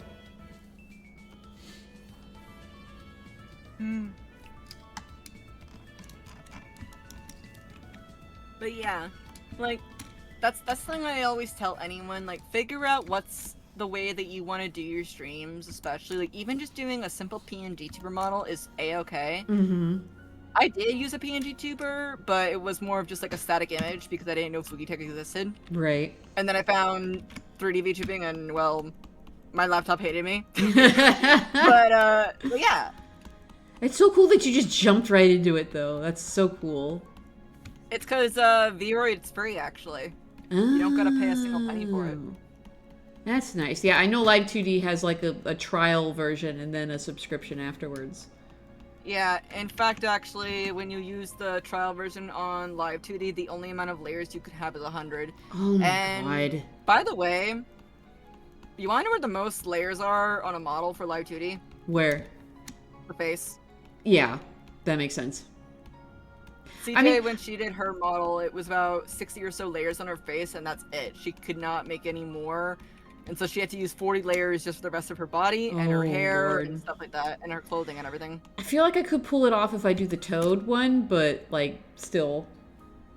You could probably do it with that one, yeah.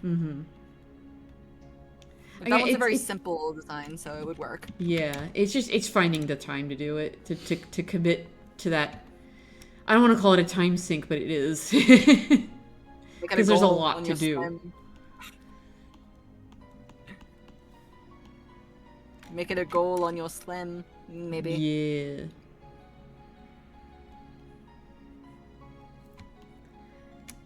One day you'll be able to pull off your ultimate master plan. That would be... Yes. Curbs... I know what you're talking about, Curbs. I actually do have an original VTuber model, like, sketch idea if I ever want to go purely original. But I will definitely show up for the debut. Like, I have an idea. I would have to commission like an intro video. I have a plot idea for it too. But it would be just a whole thing. Can I tell you something funny? What's that? When I did debut as an elf VTuber, I just kind of did it, like, random... So, I was human VTuber, okay? Like, actual, like, human, you know, pointy ears on the model, whatever. VTuber. But, the thing is, I was slowly liking the idea when I kept on saying, 1 HP in a dream, you know, I'm just so tired all the time. Dang, it would be very easy for me to get isekai or whatever, whatnot, you know? Yeah. And I took a break for about 2 weeks. And during that 2-week time period, everyone assumed that I was just like, you know, doing finals or whatnot. No, I was actually every single night drawing some new overlays, the ones that you guys see behind me. Oh my gosh. And I just kind of dropped it on a day, said, hey, guys, new form. Check this out. I didn't do any typical debut stuff like how the slideshow, like saying, oh, here are my likes and dislikes. No, I didn't do any of that. I said, yeah, this is new form, that's it. And my friends who were more into the VTuber stuff, like with all of the corpo kind of stuff, were saying, they were like, Shuji, what are you doing? I'm like, this is vibes. Don't worry about it. Oh my That's gosh. amazing. And then they asked me what my lore was. I said, oh, I just am in 1 HP in a dream forever. Hi, DL! DL is another cool bean, by the way. Hell yeah. I have a very nebulous lore with... Well, okay, I have more lore with Willow because he's the center of the big SMRPG AU that I run. But Nutty is more of a reflection of myself. Willow's kind of become his own character, but I still use both anyway because they both have elements from my own personal design. But, you know, Nutty's just a cool toad that lives... They're a Rose Town toad specifically because they have the target pattern on their heads. Yeah, I noticed that. Yeah. So I learned from the remake that they were given that specifically so that the enemy of that area, who's a giant bow, strikes their heads because they look like targets. And yeah, so he's just a toad out of Rose Town who lives in a cabin by the woods and hangs out. Also, to Kirby. Oh yeah. Oh, sorry. Are you almost done? Are you? No, are I was you- gonna read Curbs. What Curbs was saying. Oh. No, you can go. You can Oh, go. okay. I was like, you made Willow an allegory for transness. Yeah. Yeah. I also will say that with mine as for a bit, because oh, thank you, Fox, for following on in. For mine, it was kind of more of a breaking free kind of thing, because the way I kind of said it was that my old self, with my striped jacket and everything, it does kind of go a bit into the deep topics of why I said no more college. Because I just felt like I was just kind of in a trap. I could not leave and stuff like that. I had to finish the classes. I was not allowed to stop, you know. Yeah. It's a society thing. But when I was streaming, I always felt like I was free. It felt like I was going on an adventure all the time. I felt at ease. And that's why I guess you could say I kind of took the isekai-ish route, because I basically said, yeah, I just got isekai'd into another world. The owls, points at them, are the chatters, and they help keep me comfy and cozy, and they, you know, help me feel safe. And my forest, I don't know how to get out of it, but I like meeting people, of course, that I find in it, you know? Yeah. So that's like the bare bones lore that I've given it, at least, and it in a way was for me to escape, per se, because I like that, honestly. I like the ability that I can just go wherever I want, and that's it. Oh, they came in with one of the earlier raids.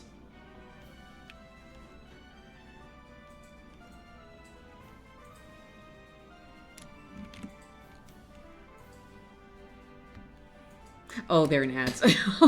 Yeah, there are ads on my side. I can Oops. see. I didn't recognize it there.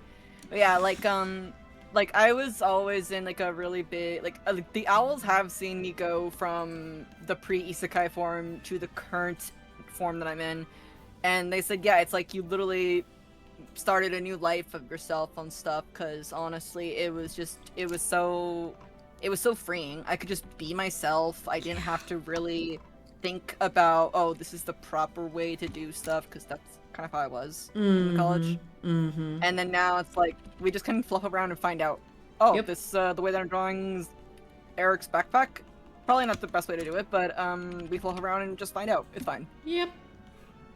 You know? So yeah. And that's why I love streaming, because I get to meet people, and I always get to talk to people and stuff. Yeah, I get to let loose when I stream. I love it. I would not have been able to stream if I was still living with my folks. I know that for sure. Because I know I get loud. I know I'm a lot as a person. But when I'm streaming, you know, I don't worry about that. Yeah. It's like your own place. And if somebody thinks I'm annoying, they can hit the back button and go away. And if they become annoying, that is when the mods pull out the ban hammer. Oops. Hold on, my music. Oh, okay. Wow. It actually paused. Okay, hold on. I'm gonna go back. Also, I can understand that too with the I'm a loud person, because like honestly, for me, I'm pretty loud. That's partially why I was only able to stream for about 2 to 3 hours at a time. Right. Because my family's bedroom was right next to me, and if I was like, "Oh my god," Yeah. I'm gonna get yelled at. Like respectfully, I'm gonna get yelled at saying, "It's 9 o'clock at night." I did get in minor sorry. trouble recently with our latest Mario Party stream where I got way too excited while, I'm in a building where events are being held, or where the venue downstairs is being rented out for events and stuff, and the owner was on a walk with people, and I was screaming while during a stream with my friends while they were doing a walk, and I felt so bad.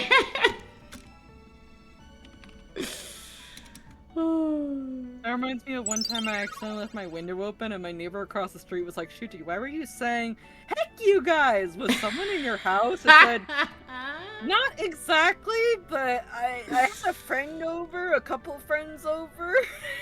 Fizzy Fox, thank you for the follow as well. Hmm. Wonderful.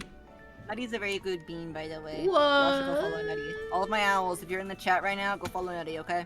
Everybody go follow Shuji too. They're probably gonna keep going after I stop today. Let me see what time it is on mine. Oh, it's like the same time for both of us. Yeah, it's I 5. think I'm gonna probably stop at maybe. Let me see. Let me see. I might go for about 1 more hour after, but I don't know. Maybe I might end early as well too. I might. Okay. I might. I'm gonna review my page. I think I'm pretty much done with it. Which makes sense if it only took me 3 hours today because of the style that I'm doing it in. Oh, I'm so glad. I'm so glad you're enjoying the vibes. Bless you. Yeah. But yeah, like, I sometimes tend to do long streams. There are some times where I'll go for about 8 hours. Like you did yesterday. Actually, no, that one was 10 hours. 10? That's right, you were still going when I went to bed. What? Yeah, These plushies on the back of the it's gonna cat be follow like that when I every sit 2 down. weeks. I'm gonna do a 10-hour okay. stream on Saturday. I'll move him in a bit, hun. Are your streams generally family and friendly? It pretty much is. There is sometimes some mature jokes that come on here and there, but that's a rare case. I do try to keep it relatively 16 plus, basically. That's what I try to keep it at. When I have some friends on, it does get a bit more mature, but that's a rare case scenario. Yeah, same here. I mean, I curse a lot because that's just a part of my vocabulary. Not at anybody, just in general. But the vibes here are pretty much almost the same, with a little more energy. With a little okay, I'm not gonna say same curb story. That's because my 14-year-old loves comics, drawings. He'd love to see these kinds of drawing for inspiration. Yeah, absolutely. Yeah. Like, the most that I'll probably only have in terms of mature-wise is when I have to draw, and I'm saying this now because my comic is a thriller comic with some slice-of-life elements. Like, you'll see when the line art changes, my line art becomes thinner during more, very tense scenes, like right here. The line art is relatively thin, and yes, that's thin line art in my opinion. But it becomes thicker line art when it's more in the daytime activities that the characters go through. I don't draw anything as NSFW in terms of spicy stuff because that's not me. But I do sometimes draw heavy gore, like heavy gore basically in battles, cartoonish wise. Yeah. Like, I think the most graphic I get is the main character or the main antagonist of my comic, which, hold on, let me get a good shot of them. Because there is some body horror involved with them, but it's fantasy style body horror. Here we go. They're inspired by a gulper eel. Some Marvel comics that are garbage times. Yeah. Like, my stuff is more Oh, in yeah. towards to manga stuff, per se, because I'm more of manga, Japanese comics that I tend to read. I don't really read a lot of Western comics but I'm trying to branch a bit more in there. I'm very particular about what I read. Yeah, I grew up on Western comics. A lot of my influences comes from older Western comics, like ElfQuest is a big inspiration of mine. But yeah, like my style kind of leans more towards the Western. I'll get a page of the Tsubasa Chronicle manga to show you really quick. Tsubasa Chronicles.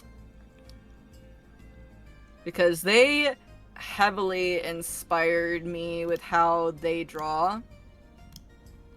And there's like there's like 2 pages or something like that that really kind of show it. So like this right here. Yeah.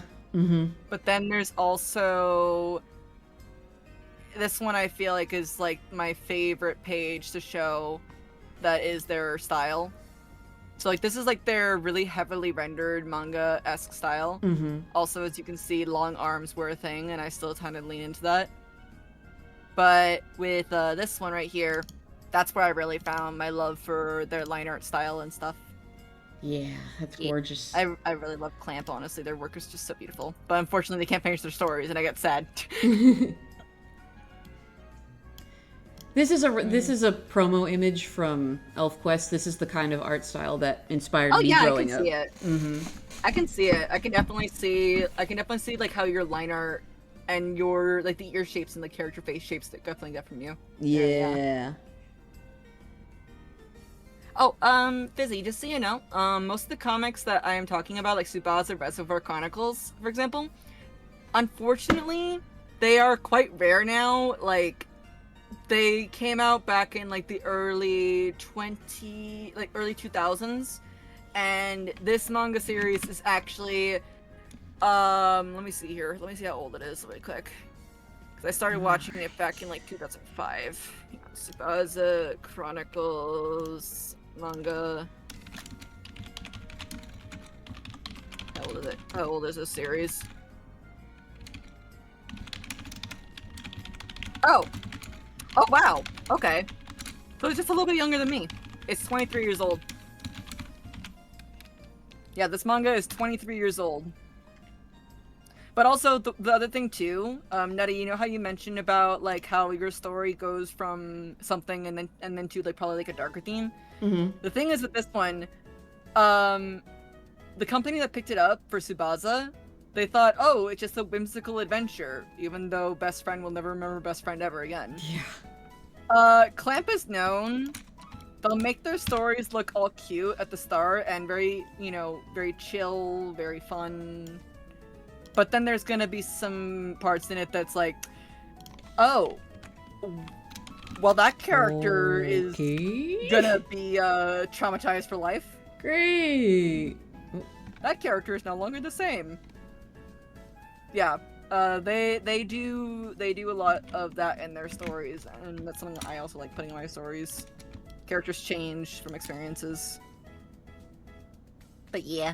Yeah. Comics to better back in the day. Honestly, comics were the best way to escape. It's like you escape to another world entirely. Yep. Books like in general. I read a lot of Discworld back in high school.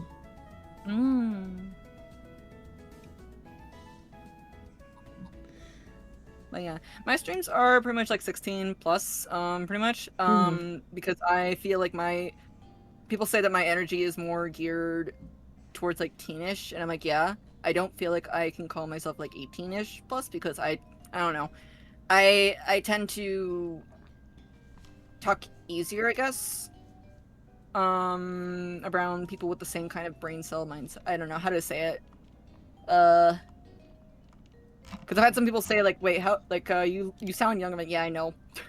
Oh, I get that all the time. Are you kidding me? I tell people my age and they're like, huh? Quick question, do you know how old I am? Or do you want to take a wild guess? I'm actually okay with this. My wild guess is early to mid-20s. Mm-mm. No, no. I'm actually gonna be turning, like, I think if I remember correctly, 28 this year coming up. Okay, late 20s. I was close. Yeah. Yes and no, because it's very funny when I go to parties with my friends and, well, there are potions involved, and then everyone's like saying, "Why did you bring a kid?" I'm like, "Excuse me, I am not a mere low level. What do you speak?" I got ID right here. Oh yeah, when you're in your late 30s and you're still getting carded, yeah. Yeah. I've had some people think that I'm actually, like, still in high school, and I'm like, no, I am not. I had that a lot in my 20s. It's getting better. Now people are guessing early 20s for me now, but nope. Nope. Also, again, I am a bit autistic. I have ADHD actually, so. Mm. Bopper, why are you whining? Okay, I did message you. I do have to, I do have to wrap it up. It's fine. It's Okay. fine. Don't worry about it. It's getting close to time where I have to go, and I did finish my page. So yay! Yay! Let's go. Dang, you really do work fast. I need to study your skills. Well, I mean, it's the animation, and I've been drawing for like over 20 years, so Oh yeah. this comes with the practice. E.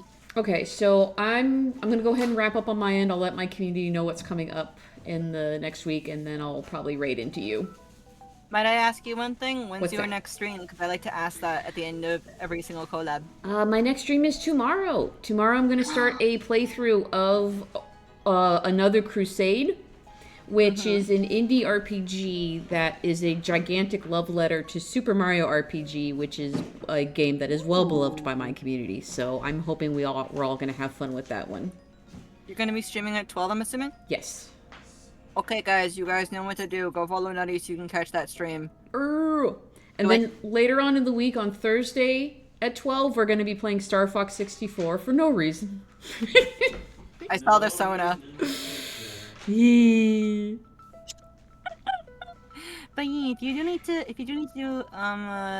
bounce, it's okay. And again, thank you for agreeing to collab as well too. Yeah, we got to do this again sometime. Oh yeah, definitely. If you need to bounce out of the call so that way you can do your end up wrap, that's perfectly fine. If you need to, okay. Okay. Yeah. I will raid into you in a few. Nutty. Yeah, thank you for having me. This is great. Alright, talk to you later. Okay, bye. Alright. Oh, I too grow up on Star Fox Adventures. Yeah. Oh, though they can't hear me anymore. Alright, gang.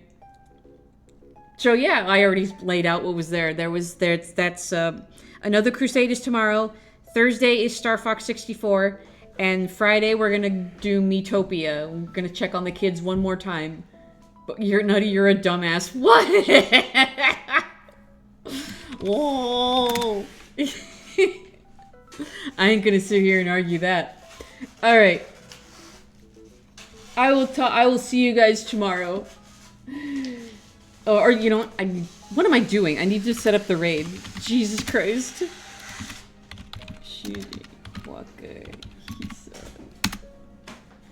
Wait, can I do that from here? I cannot. Lol. I'm doing it wrong. That's what I'm doing. Hang on. It's... Hold on, I'm doing shit wrong. God. I'm probably being made fun of. There, okay.